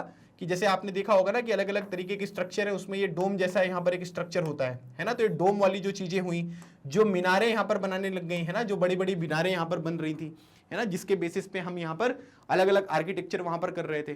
सो यहाँ पर क्या हुआ कि ग्रीक स्कल्पचर हो गया, है ना, वेस्ट एशिया से यहाँ पर आपको डोम मीनार वगैरह जो बनती थी वो सब चीजें यहाँ पर क्या हुई, वो भारत में आपको देखने को मिलती रही। तो यहाँ पर क्या हुआ कि इंटरेक्शन से जो भी यहाँ पर आपके चेंजेस होते हैं, है ना, जो लोग यहाँ पर एक दूसरे को अपने अपने देश की अपने अपने क्षेत्र की यहाँ पर जो चीजें यहाँ पर ट्रांसफर करते हैं, वो सब चीजों से भी आपने देखा कि बहुत ज्यादा डेवलपमेंट यहाँ पर होता हुआ दिखाई दिया। पुराने टाइम पीरियड पर कई सारे ऐसे आर्किटेक्चरल वर्क हैं जो आज हमारे देश में एक मास्टरपीस है, जिनको देखकर लगता है कि मतलब उस टाइम पीरियड पर जो लोग यहाँ पर बनाते थे वो कितने ज्यादा पारंगत थे और किस तरीके से उन्होंने यहाँ पर काम कंप्लीट किया था। ठीक है, तो ये कुछ चीजें मैंने आपको यहाँ पर बताई हैं। ठीक है, तो इनके बारे में आपको थोड़ा सा ध्यान रखना है कि इंडिया एंड द वर्ल्ड में किस तरीके से लोग एक दूसरे के साथ यहाँ पर कॉन्टेक्ट करते थे और चीजों का किस तरीके से यहाँ पर जो है वो ट्रांसफर यहाँ पर होता था। अब अगला पॉइंट जो हम यहाँ पर डिस्कस करेंगे उसमें यहाँ पर है इंडिया के नेबर्स के बारे में। ठीक है, so India occupies an important strategic position in south Asia. South Asia में है इंडिया, ये आप सभी को पता ही चल गया है। और अभी के टाइम पीरियड पर भारत में 28 स्टेट और 8 यूनियन टेरिटरीज देखने को मिलेंगे। कई लोग यहाँ पर कंफ्यूज रहते हैं कि सर 8 कैसे हुआ सर, है ना। एक तो देखो सर यहाँ पर क्या हुआ कि अगर अलग अलग हम रीजन यहाँ पर देखें, ठीक है, तो सर जैसे एक तो लद्दाख हो गया, है ना, एक जम्मू कश्मीर हो गया, फिर उसके बाद एक दिल्ली यहाँ पर हो गया, ठीक है, 3 हो गए। फिर उसके बाद एक चंडीगढ़ आपको यहाँ पर देखने को मिलेगा सर, 4 तो यही हो गए, हाँ बिल्कुल सही बात है। फिर उसके बाद लक्षद्वीप हो गया सर 5, अंडमान एंड निकोबार हो गया 6, ठीक है, और उसके बाद एक दमन एंड दीव हो गया, दादर एंड नगर हवेली हो गया, ठीक है, 8 हो गए। और कौन सा बचा, ठीक है, जैसे हमने यहाँ पर लद्दाख ले लिया, जम्मू कश्मीर ले लिया, ठीक है, उसके बाद यहाँ पर अगर आप देखेंगे तो एक ये हो गया आपका पुडुचेरी। तो टोटल कितने हो गए, 3 4 3 7 2 9, लेकिन सर यहाँ पर तो 8 लिखा हुआ है, तो गलत है क्या ये? नहीं, बिल्कुल सही है, क्योंकि अब क्या हुआ है कि दमन एंड दीव और दादर एंड नगर हवेली को एक ही यूनियन टेरिटरी यहाँ पर बना दिया गया है ताकि वहां पर एडमिनिस्ट्रेशन अच्छा हो सके, है ना। और पहले जम्मू कश्मीर एक स्टेट था, उसको हटा दिया, तो अब यहाँ पर 28 स्टेट्स हो गए। सो 28 स्टेट्स और 8 यूनियन टेरिटरी जो है वो आपको देखने को मिलता है। फिर उसके बाद इंडिया जो है वो यहाँ पर अलग अलग कंट्रीज के साथ, ठीक है, जैसे अगर आप देखोगे तो यहाँ पर ये पाकिस्तान के साथ बॉर्डर को शेयर करता है, अफगानिस्तान के साथ जो यहाँ पर बॉर्डर है वो यहाँ पर शेयर करता है, ठीक है, दिख रहा है ना, अफगानिस्तान के साथ भी बॉर्डर शेयर हो रही है। फिर उसके बाद चाइना के साथ बॉर्डर यहाँ पर शेयर करता है, नेपाल के साथ बॉर्डर शेयर करता है, भूटान के साथ बॉर्डर शेयर करता है, बांग्लादेश के साथ बॉर्डर शेयर करता है और म्यांमार के साथ बॉर्डर शेयर करता है। ठीक है, तो इसका मतलब ये हुआ 1 2 3 4 5 6 7 कंट्रीज के साथ जो है वो भारत अपनी बॉर्डर को शेयर करेगा। पाकिस्तान, अफगानिस्तान, ये सब नॉर्थ वेस्ट में हो गए, और चाइना का ये जो रीजन है ना, तिब्बत वाला रीजन है जो यहाँ पर ये शेयर कर रहा है। नेपाल हो गया, फिर भूटान हो गया, म्यांमार हो गया और बांग्लादेश, है ना। इसका मतलब पाकिस्तान, अफगानिस्तान, चाइना, नेपाल, भूटान, ठीक है, उसके बाद म्यांमार और बांग्लादेश। तो टोटल कितने हो गए, टोटल यहाँ पर 7 कंट्रीज हैं जिनके साथ यहाँ पर ये बॉर्डर को शेयर करेगा। ठीक है, क्लियर। चलिए, अच्छा अभी एक बात मैं यहाँ पर ये बता देता हूँ कि कौन सी कंट्री के साथ सबसे ज्यादा बॉर्डर शेयर करता है। ठीक है, इसको याद करने का एक तरीका है, वो यहां पर लिख देता हूं मैं, ठीक है, इसको देख लीजिएगा, ठीक है। चलिए, तो अब इसको यहां पर क्या है कि इसको इस तरीके से अगर आप याद कर लोगे ना तो आपको फिर ये दिक्कत जो है वो कभी नहीं होने वाली है ना, कि मतलब कौन सी कंट्री के साथ भारत जो है वो यहां पर ज्यादा बॉर्डर को शेयर करता है, कौन सी कंट्री के साथ जो है वो यहाँ पर कम बॉर्डर को शेयर करता है। ठीक है, तो अब जैसे अगर आप देखोगे तो यहाँ पर लिखा है BC, है ना। BC का मतलब क्या है कि B मतलब बांग्लादेश और C मतलब चाइना। सो यहाँ पर हो गया B मतलब बांग्लादेश, C मतलब यहाँ पर हो गया चाइना। ठीक है, तो BCP, P मतलब पाकिस्तान। सो BCP, N मतलब नेपाल, M मतलब म्यांमार, B मतलब भूटान और A मतलब अफगानिस्तान। ठीक है, तो अब यहाँ पर क्या है कि जैसे आपको सिंपली मैं यहाँ पर याद करने का तरीका बताता हूँ।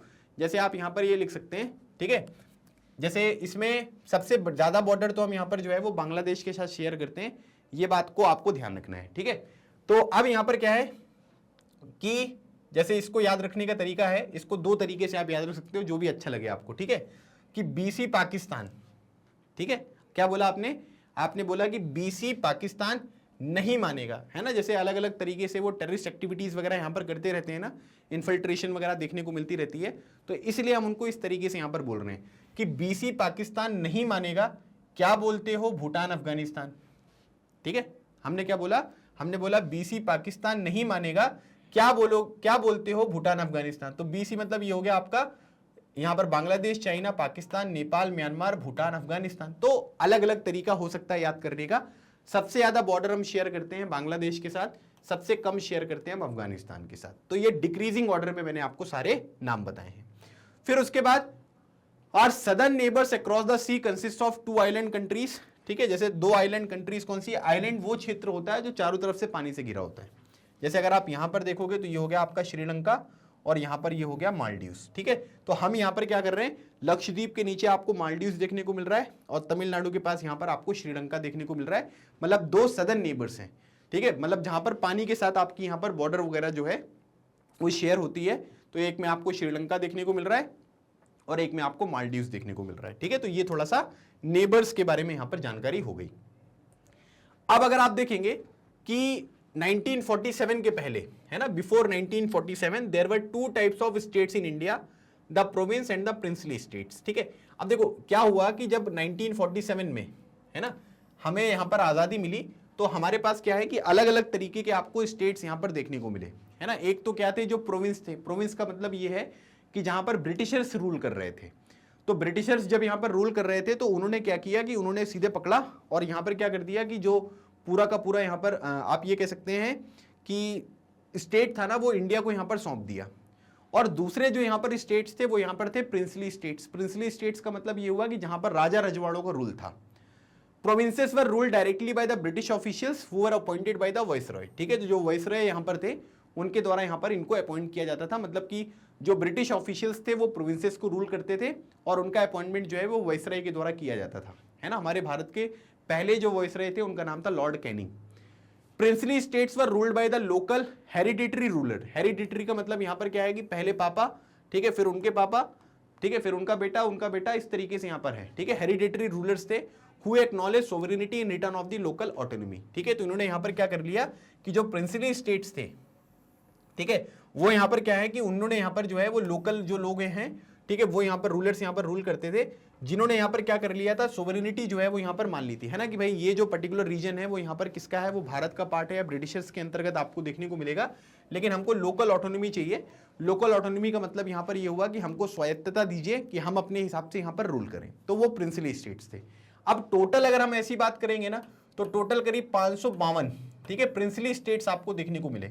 अब जब ब्रिटिशर्स यहां से गए तो उन्होंने यहां पर ये बोला कि देखिए जो यहां पर डायरेक्टली हम रूल कर रहे थे वो तो हम आपको दे देंगे, लेकिन प्रिंसली स्टेट्स के पास यहां पर क्या है कि चॉइस है ना, कि भाई अगर वो इंडिपेंडेंट रहना चाहते हैं तो इंडिपेंडेंट रहें, है ना, पाकिस्तान में मिलना चाहते हैं तो पाकिस्तान में मिले और भारत में मिलना चाहते हैं तो भारत में मिले, है ना। तो अब ऐसे में क्या है कि अगर मान लीजिए कि बहुत सारे प्रिंसली स्टेट्स, जैसे भोपाल के बारे में भी आप देख सकते हैं, ठीक है, भोपाल ने भी यहाँ पर क्या किया था कि पहले उन्होंने सोचा था कि हम भोपाल को एक इंडिपेंडेंट कंट्री यहाँ पर बनाएंगे, लेकिन ये जो सरदार वल्लभ भाई पटेल जी हैं, ठीक है, आयरन मैन ऑफ इंडिया, ठीक है, जिनको हम बिस्मार्क ऑफ इंडिया भी कहते हैं, इन्होंने 552 रियासतों को जो है वो भारत में यहाँ पर विलय कराया। मतलब ये अपने आप में एक बहुत ही सिग्निफिकेंट वर्क था, जिसके लिए हमारे जो पहले डिप्टी प्राइम मिनिस्टर थे, first home minister of India, Sardar Vallabh Bhai Patel जी का कंट्रीब्यूशन आपको देखने को मिलेगा, जिन्होंने यहाँ पर जो है वो सबको कन्विंस किया, है ना। जहाँ पर कन्विंस नहीं हो रहे थे वहाँ पर रेफरेंडम वगैरह कराए गए, इस तरीके से जो है अलग अलग तरीके की चीज़ें यहाँ पर हुई, और उनके बेसिस पे यहाँ पर क्या है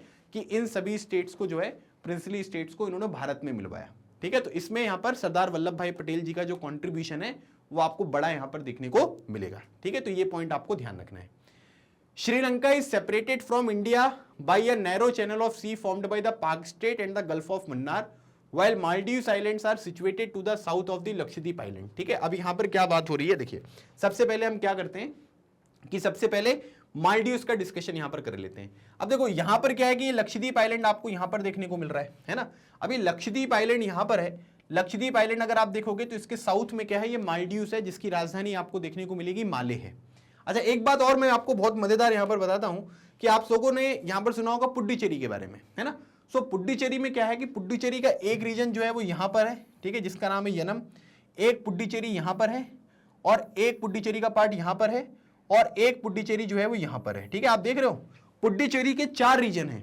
एक रीजन जो है वो आंध्र प्रदेश के साथ बॉर्डर को टच कर रहा है, पुडुचेरी और कराईकल जो है वो तमिलनाडु के साथ बॉर्डर को टच कर रहा है, और माहे वाला जो रीजन है वो यहां पर केरला के साथ बॉर्डर को टच कर रहा है। मतलब पुडुचेरी के 4 लोकेशंस हैं, लेकिन सब चीजें जो है वो पुडुचेरी के अंतर्गत ही आपको देखने को मिलती है, ठीक है। तो ये भी आपको ध्यान रखना है, मतलब आंध्र प्रदेश के साथ, तमिलनाडु के साथ और केरला के साथ अपनी बॉर्डर को यहां पर ये शेयर करते हैं।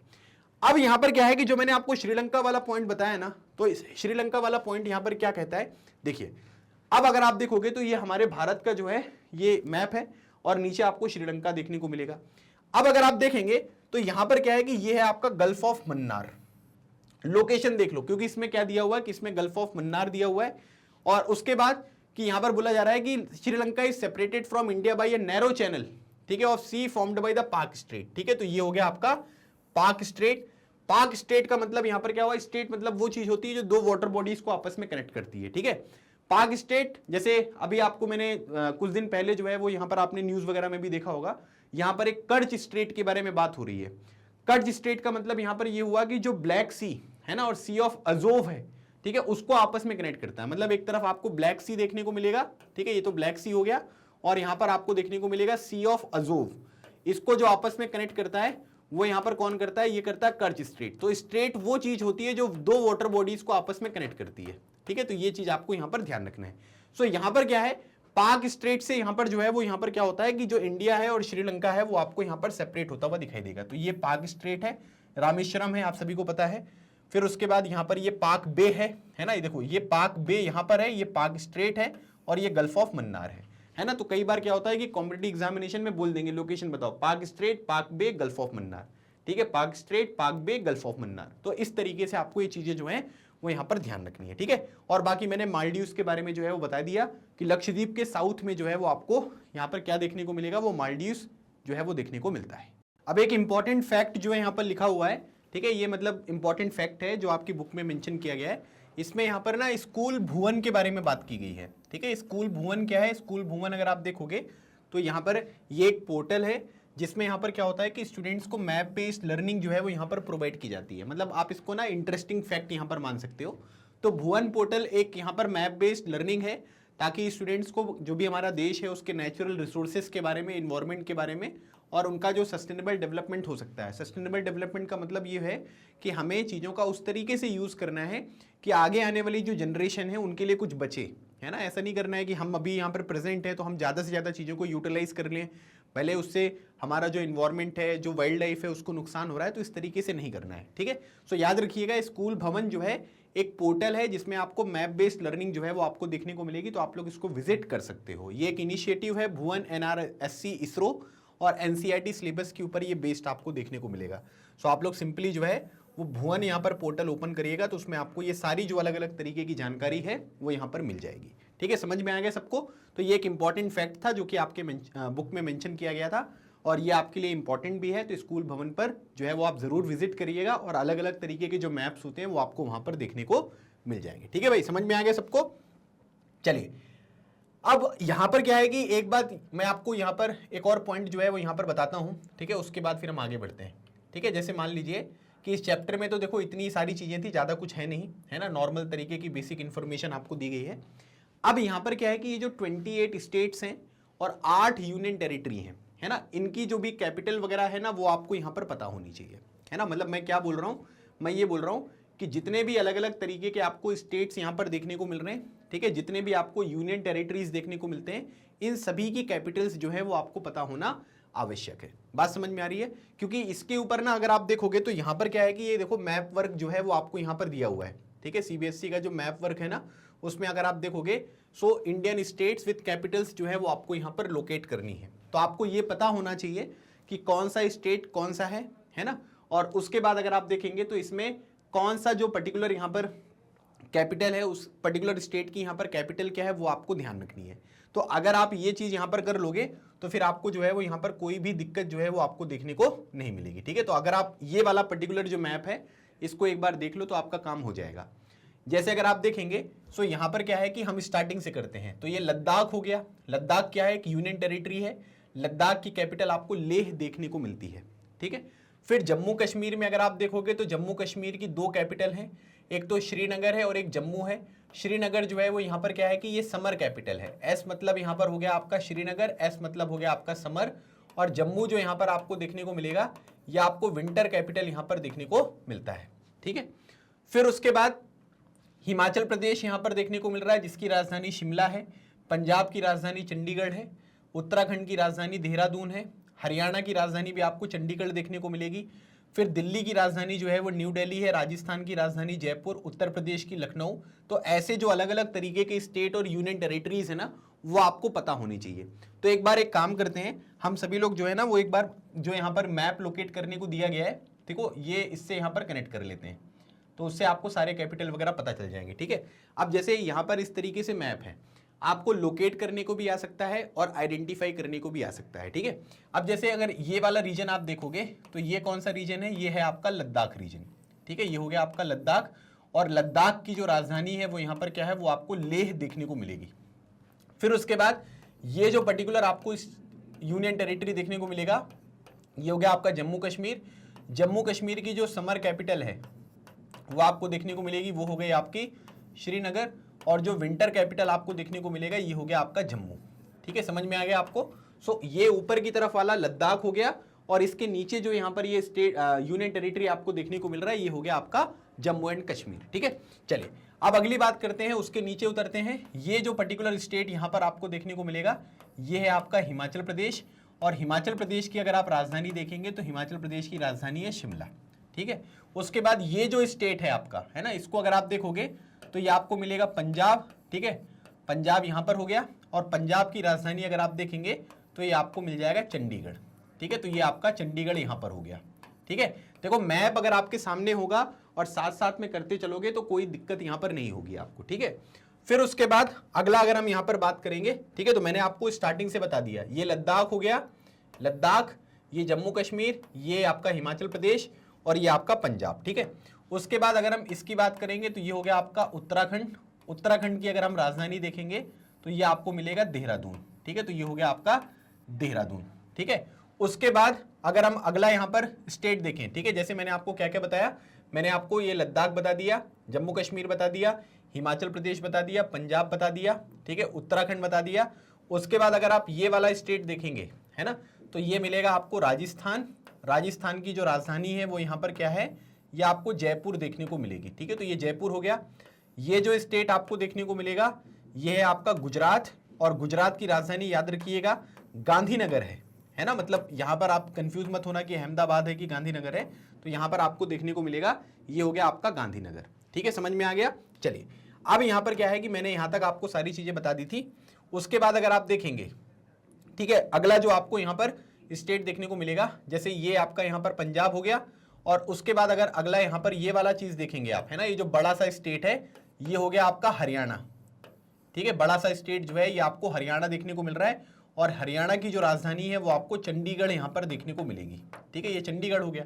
उसके बाद देखो यहाँ पर मैं एक चीज यहाँ पर लोकेट कर रहा हूँ, देखो ये एकदम छोटा सा जो पार्ट है ना, ये आपको मिलेगा दिल्ली, ठीक है। तो दिल्ली की जो राजधानी है वो यहाँ पर क्या है, वो आपको न्यू दिल्ली यहाँ पर देखने को मिलेगी, ठीक है। तो ये न्यू दिल्ली जो है ये दिल्ली की राजधानी है।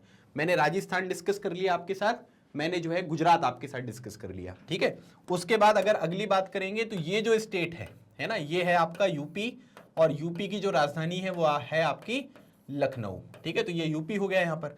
यूपी के नीचे ये वाला जो स्टेट आपको देखने को मिलेगा ये है आपका एमपी, और एमपी की जो राजधानी है वो यहाँ पर क्या है, ये आपका है भोपाल, ठीक है। तो हमने यहाँ पर क्या है, हमने देख लिया कि ये जो है ये आपका लद्दाख है, ये जम्मू कश्मीर है, ये हिमाचल प्रदेश है, ये पंजाब है, ठीक है, ये उत्तराखंड है, ये हरियाणा है, ये राजस्थान है, ये गुजरात है, यहाँ पर आपको दिल्ली देखने को मिल रहा है, ये यूपी हो गया, और ये एमपी हो गया, है ना। तो मैप आपको एकदम याद होना चाहिए, है ना। अगर मैप याद नहीं होगा तो फिर ज्योग्राफी पढ़ने में आपको मजा नहीं आएगा, ठीक है। चलिए अभी हम इधर वाले स्टेट्स की बात करते हैं। अब अगर मान लीजिए कि ये स्टेट अगर आप देखोगे तो ये है आपका महाराष्ट्र। महाराष्ट्र की जो राजधानी है वो यहाँ पर क्या है, ये है आपका मुंबई, ठीक है। यहाँ पर ये छोटू सा स्टेट आपको देखने को मिल रहा है, गोवा, गोवा की राजधानी जो है वो है आपकी पणजी। ठीक है, तो ये हो गया आपका गोवा की राजधानी पणजी। उसके बाद अगर आप ये वाला स्टेट यहां पर देखेंगे तो ये है आपका कर्नाटका। कर्नाटका की जो राजधानी है उसको बोलते हैं बेंगलुरु। ठीक है, कर्नाटका की राजधानी बेंगलुरु। और उसके बाद ठीक है, थोड़ा सा इसको इरेज करते हैं, ये जो स्टेट आपको देखने को मिलेगा ये है आपका केरला। ठीक है, केरला की राजधानी है आपकी थिरुवनंतपुरम। ठीक है, केरला की राजधानी है थिरुवनंतपुरम। ठीक है, ये हो गया। फिर उसके बाद कर्नाटका बता दिया, ये हो गया आपका तमिलनाडु। तमिलनाडु की राजधानी है चेन्नई। ठीक है, तमिलनाडु की राजधानी हो गई चेन्नई। तमिलनाडु के ऊपर जो ये वाला स्टेट आपको देखने को मिलेगा ये है आपका आंध्र प्रदेश। अब यहां पर याद रखना है कि आंध्र प्रदेश की जो राजधानी है ना वो है आपकी अमरावती। ठीक है, आंध्र प्रदेश की राजधानी जो है वो है अमरावती। ये छोटू सा जो ट्रायंगल स्टेट आपको देखने को मिल रहा है ये स्टेट है आपका तेलंगाना। ठीक है, और तेलंगाना की जो राजधानी है वो है आपकी हैदराबाद। ठीक है, ये हो गया आपका हैदराबाद। ठीक है, तो तेलंगाना की राजधानी हैदराबाद यहां पर आ गई। ठीक है, समझ में आ गया सबको, है ना। मैप आप खोल के रखो साथ में, तो आपको ना चीजें जो है वो रिवाइज हो जाएंगी। जैसे आपने यहां पर देखा ना, ये सारे मैप मैं आपको दिखाई रहा हूं साथ साथ में, है ना। देखो, महाराष्ट्र, गोवा, कर्नाटका, केरला, तमिलनाडु, आंध्र प्रदेश, इसकी राजधानी अमरावती हो गई। ठीक है, फिर ये तेलंगाना हैदराबाद है। और उसके बाद अगर आप देखेंगे तो आगे के स्टेट्स हम देखते हैं। ठीक है, जैसे ये देखो आगे का जो हमारा स्टेट आपको देखने को मिलेगा। ठीक है, यहां तक पहुंच गए तेलंगाना तक। फिर उसके बाद अगर आप ये वाला स्टेट देखोगे तो ये है आपका उड़ीसा। ठीक है, उड़ीसा की राजधानी क्या है? भुवनेश्वर। ठीक है, ये हो गया आपका भुवनेश्वर जो है ये उड़ीसा की राजधानी हो गई। ठीक है, उड़ीसा हो गया यहां पर। अब देखो ये एमपी के पास ये वाला जो स्टेट है ये है आपका छत्तीसगढ़। ठीक है, छत्तीसगढ़ की राजधानी है रायपुर या न्यू रायपुर भी इसको कहते हैं, ये छत्तीसगढ़ हो गया। यूपी के बाद अगर आप ये वाला स्टेट यहां पर देखेंगे ये वाला, ठीक है, यूपी के बाद ये जो स्टेट है ये है आपका बिहार। बिहार की राजधानी जो है वो यहां पर क्या है, वो आपको पटना देखने को मिलेगा। फिर उसके बाद छत्तीसगढ़ के ऊपर ये वाला जो स्टेट है ये है आपका झारखंड। ठीक है, झारखंड की जो राजधानी है वो यहां पर क्या है, ये राजधानी आपकी रांची। ठीक है, ये हो गया आपका रांची। फिर ये उड़ीसा हो गया। उसके बाद है ना अगला स्टेट यहां पर देखो, अब जैसे यहां पर ये उड़ीसा हो गया है ना, ये वाला जो स्टेट आपको देखने को मिल रहा है, ठीक है, ये स्टेट हो गया आपका वेस्ट बंगाल। और वेस्ट बंगाल की राजधानी जो है वो है आपकी कोलकाता। ठीक है, वेस्ट बंगाल की राजधानी हो गई आपकी कोलकाता। समझ में आ गया सबको? तो ये वेस्ट बंगाल यहां पर हो गया। अब जो सबसे ज्यादा दिक्कत यहां पर आती है वो आती है नॉर्थ ईस्ट में। ठीक है, तो नॉर्थ ईस्ट वाली चीज को कवर करने के लिए वैसे तो यहां पर अरुणाचल प्रदेश हो गया, नागालैंड हो गया, मणिपुर, मिजोरम हो गया, है ना, फिर ये आसाम हो गया, है ना, त्रिपुरा हो गया। आसानी से हम कर सकते हैं, लेकिन एक बार मैप पे आपको मैं दिखा देता हूं ताकि आपको दिक्कत ना हो। जैसे यहां पर देखो, ये है आपके सामने मैप। अब इसमें अगर आप देखोगे तो उड़ीसा बता दिया, झारखंड बता दिया, वेस्ट बंगाल बता दिया। अब इसमें देखो सबसे ऊपर जो है ये अरुणाचल प्रदेश है। ठीक है, उसके बाद यहाँ पर नागालैंड है, फिर यहाँ पर ये मणिपुर है, ये मिजोरम है, और ये वाला जो पर्टिकुलर स्टेट आपको यहाँ पर देखने को मिल रहा है, ठीक है, ये वाला जो स्टेट आपको देखने को मिल रहा है ये मिजोरम हो गया। यहाँ पर ये आपको त्रिपुरा देखने को मिलेगा, ये मेघालय मिलेगा, ये आसाम मिलेगा, ये सिक्किम मिलेगा। ठीक है, क्या बता रहा हूँ मैं, देखो इसको अगर आप यहाँ पर दोबारा देखेंगे, ठीक है, जैसे सबसे पहले क्या करो कि सबसे पहले ना सिक्किम को जो है वो यहाँ पर ऊपर कर दो। ये वाला जो स्टेट है ये आपका सिक्किम है। ठीक है, ये हो गया सिक्किम।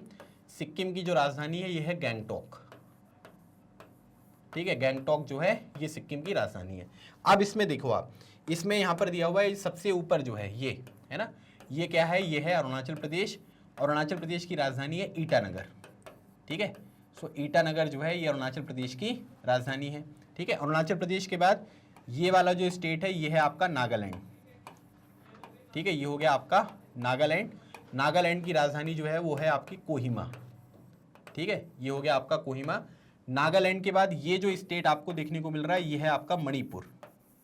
ठीक है, मणिपुर की राजधानी है आपका इम्फाल। ठीक है, ये हो गया आपका मणिपुर। फिर उसके बाद ये जो स्टेट है ये हो गया आपका मिजोरम। ठीक है, नॉर्थ ईस्ट में ही दिक्कत होगी। ठीक है, और मिजोरम की राजधानी है आइजवाल। ठीक है, ये हो गया आपका मिजोरम। मिजोरम की राजधानी हो गई आइजवाल। फिर उसके बाद इसको रिलेट करते हैं, ये यहां तक हो गया। ये जो स्टेट है ये है त्रिपुरा। ठीक है, त्रिपुरा। त्रिपुरा की राजधानी है अगरतला। ये हो गया आपका त्रिपुरा की राजधानी अगरतला। ये जो स्टेट है ये है आपका मेघालय, ठीक है, यहां से आपको देखने को मिलेगा, ये हो गया आपका मेघालय, और मेघालय की राजधानी जो है वो है शिलोंग, ठीक है, ये हो गया शिलोंग।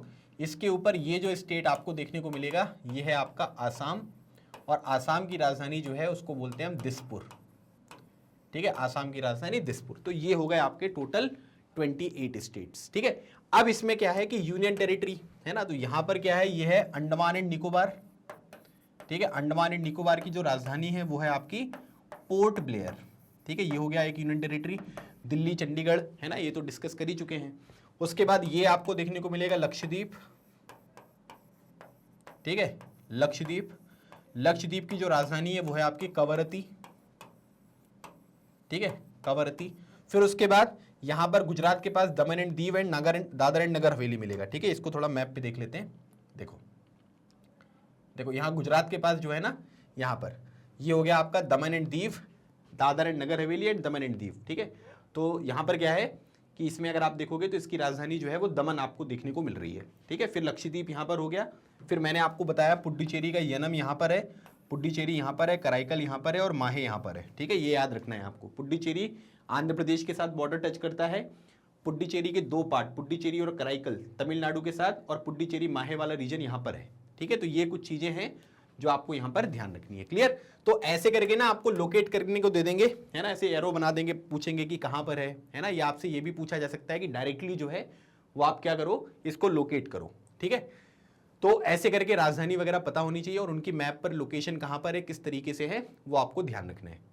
फिर locate Indian state from which tropic of cancer passes, ठीक है। तो ट्रॉपिक ऑफ कैंसर कहां कहां से पास होती है, सबसे पहले तो वो मार्क कर लो, है ना। जैसे गुजरात, फिर ये राजस्थान, फिर उसके बाद यहां पर ये मध्य प्रदेश, ठीक है, मध्य प्रदेश के बाद छत्तीसगढ़, छत्तीसगढ़ के बाद झारखंड, ठीक है, झारखंड के बाद वेस्ट बंगाल, फिर त्रिपुरा और फिर मिजोरम, ठीक है। दिख गया आपको, सारे स्टेट पता होने चाहिए कि कहां कहां पर है, ठीक है। तो स्टेट अगर आपको पता होंगे तो कोई दिक्कत ही नहीं है। देखो ये हो गया आपका गुजरात, फिर उसके बाद ये राजस्थान, मध्य प्रदेश, ठीक है, फिर उसके बाद ये छत्तीसगढ़, ठीक है, फिर उसके बाद झारखंड, फिर वेस्ट बंगाल, फिर त्रिपुरा और ये फिर मिजोरम, ठीक है। तो अगर आप यहाँ पर देखोगे तो ये हो गया आपका गुजरात, ये वाला रीजन हो गया आपका राजस्थान, ये हो गया आपका एमपी, ठीक है, ये वाला रीजन हो गया आपका छत्तीसगढ़, ये हो गया आपका झारखंड, ठीक है, ये हो गया आपका वेस्ट बंगाल, ये हो गया आपका त्रिपुरा, ठीक है, और ये हो गया आपका मिजोरम, ठीक है। तो यहाँ पर ये आपको मिजोरम देखने को मिल गया।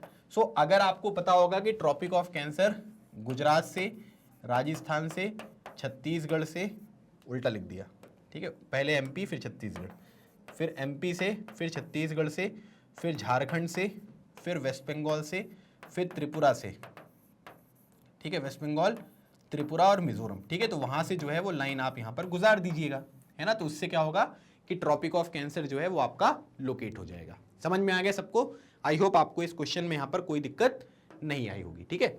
चलिए अब अगली बात कर लेते हैं कि स्टैंडर्ड मेरिडियन कहाँ कहाँ से पास होती है। स्टैंडर्ड टाइम मेरिडियन, हमारे देश का जो स्टैंडर्ड टाइम मेरिडियन है वो कहाँ कहाँ से पास होता है वो आपको बताना है, ठीक है। तो अगर आप देखेंगे तो मैंने आपको बताया था कि स्टैंडर्ड टाइम जो मेरिडियन होता है, ठीक है, वो अगर आप देखोगे तो यूपी हो गया, ठीक है, फिर उसके बाद एमपी हो गया, फिर छत्तीसगढ़ हो गया, फिर उड़ीसा हो गया, और फिर यहाँ पर आंध्र प्रदेश हो गया, ठीक है। यही पढ़ा था हमने ना। एक बार मैं आपको वो मैप जो है वो यहाँ पर दिखा देता हूँ ताकि आपको चीज़ें क्लियर हो जाए। रुकिएगा एक मिनट, मैं आपको एक मैप दिखा रहा हूँ जहाँ पर हमने देखा था, ठीक है। ये देखो, ये है हमारा स्टैंडर्ड टाइम मेरिडियन। तो यूपी हो गया, एमपी हो गया, छत्तीसगढ़ हो गया, उड़ीसा हो गया और आंध्र प्रदेश हो गया, ठीक है। तो इन स्टेट से जो है वो यहाँ पर गुजरता है। तो बस अब आपको क्या करना है कि उन्हीं स्टेट्स को जो है वो यहाँ पर मार्क करना है, ठीक है। तो स्टैंडर्ड मेरिडियन देखो ये हो गया आपका, यहाँ से आया, ठीक है। देखो सिंपल सा, पहले तो आप यहाँ पर क्या करो कि इसको ऐसे मार्क कर लो, जैसे ये हो गया आपका यूपी, ये हो गया आपका एमपी, ये हो गया आपका छत्तीसगढ़, ठीक है, फिर ये हो गया आपका उड़ीसा और ये हो गया आपका, ठीक है, आंध्र प्रदेश। बस इसी को मिलाते हुए एक लाइन यहाँ पर ऐसे खींच दीजिए आप, ठीक है। तो ये हो गया आपका 82 डिग्री, ठीक है, 82 डिग्री 30 मिनट ईस्ट, और ये हमारा स्टैंडर्ड टाइम है। मतलब ये यूपी से जाता है ना, एमपी से जाता है, छत्तीसगढ़ से जाता है, उड़ीसा से जाता है और आंध्र प्रदेश से जाता है। तो यहाँ से क्या होता है कि यहाँ से आपका जो इंडियन स्टैंडर्ड टाइम है वो आपको जाता हुआ दिखाई देगा। तो अगर आपको ये सारे थ्योरीज यहाँ पर क्लियर होंगी और आपको ये पता होगा कि मैप पर कौन सी चीज कहाँ पर लोकेटेड है, तो मुझे नहीं लगता कि आपको इसको लोकेट करने में या आइडेंटिफाई करने में कोई भी दिक्कत यहाँ पर होने वाली है। ठीक है, तो ये जो था ये मैप वर्क था जिसके ऊपर मैंने आपको चीज़ें बता दी हैं कि क्या क्या चीज़ें आपके सीबीएसई में जो है वो पूछी जा सकती हैं, तो उनके बारे में आपको थोड़ी सी जानकारी यहाँ पर रखनी है। ठीक है, सो ये था हमारा कंप्लीट चैप्टर नंबर 1 ज्योग्राफी का वन शॉट रिवीजन। ठीक है, जिसमें मैंने आपको सारी थ्योरी पढ़ा दी जो आपके बुक में लिखे हुए थे, जितने इंटरेस्टिंग फैक्ट्स यहाँ पर दिए थे, है ना, वो भी मैंने आपको बता दिया, और मैप वाली जो चीज़ें हैं वो भी मैंने आपको बता दी हैं। अब यहाँ पर अगर मान लीजिए कि आपको किसी भी तरीके का कोई डाउट आता है ना, तो आप मुझे कमेंट सेक्शन में मेंशन करिएगा ताकि ज़्यादा से ज़्यादा चीज़ों को हम यहाँ पर कवर कर सकें जो कि आपके एग्जामिनेशन के लिए इंपॉर्टेंट है। बाकी मैग्नेट ब्रेन्स पर आपको, ठीक है, सभी तरीके की क्लासेस यहाँ पर प्रोवाइड की जाती हैं। जैसे मान लीजिए कि आप हमारे जो ऑफिशियल वेबसाइट है magnetbrains.com आपने वो विजिट किया, अब आपको वीडियोस कैसे देखने ये मैं आपको बता देता हूँ। जैसे मान लीजिए कि आपको यहाँ पर सीबीएसई की क्लासेस यहाँ पर देखनी है, तो आपने यहाँ पर magnetbrains.com जो है वो विजिट किया, उसके बाद यहाँ पर देखिए सीबीएसई इंग्लिश मीडियम जो है वो आपको देखने को मिल रहा है, आप इस पर यहाँ पर क्लिक करो। ठीक है, क्लिक करने के बाद आपके सामने इस तरीके का जो यहाँ पर अलग अलग क्लासेस हैं वो आपको देखने को मिलेंगी। ठीक है, जैसे अगर आप 9th क्लास के हैं तो आर्टिफिशियल इंटेलिजेंस, हिस्ट्री हो गया, ज्योग्राफी हो गया, इकोनॉमिक्स हो गया, सिविक्स हो गया, सभी तरीके की जो क्लासेस यहाँ पर आपको देखने को मिलेंगी वो यहाँ पर अवेलेबल है। तो आप किसी में भी क्लिक कर दो, इकोनॉमिक्स पढ़ना है तो वॉच नाउ कर दीजिए, है ना, ज्योग्राफी पढ़ना है तो ज्योग्राफी में भी यहाँ पर आप जो है वो चीज़ें यहाँ पर कर सकते हैं। ठीक है, फिर उसके बाद जब आप किसी पर भी क्लिक करोगे, जैसे अगर मान लीजिए कि आप ज्योग्राफी को पढ़ना है ना, तो ज्योग्राफी पढ़ने के लिए आपने यहाँ पर क्लिक किया तो chapter 1 India size and location, है ना, ये सब चीज़ें आ गई हैं।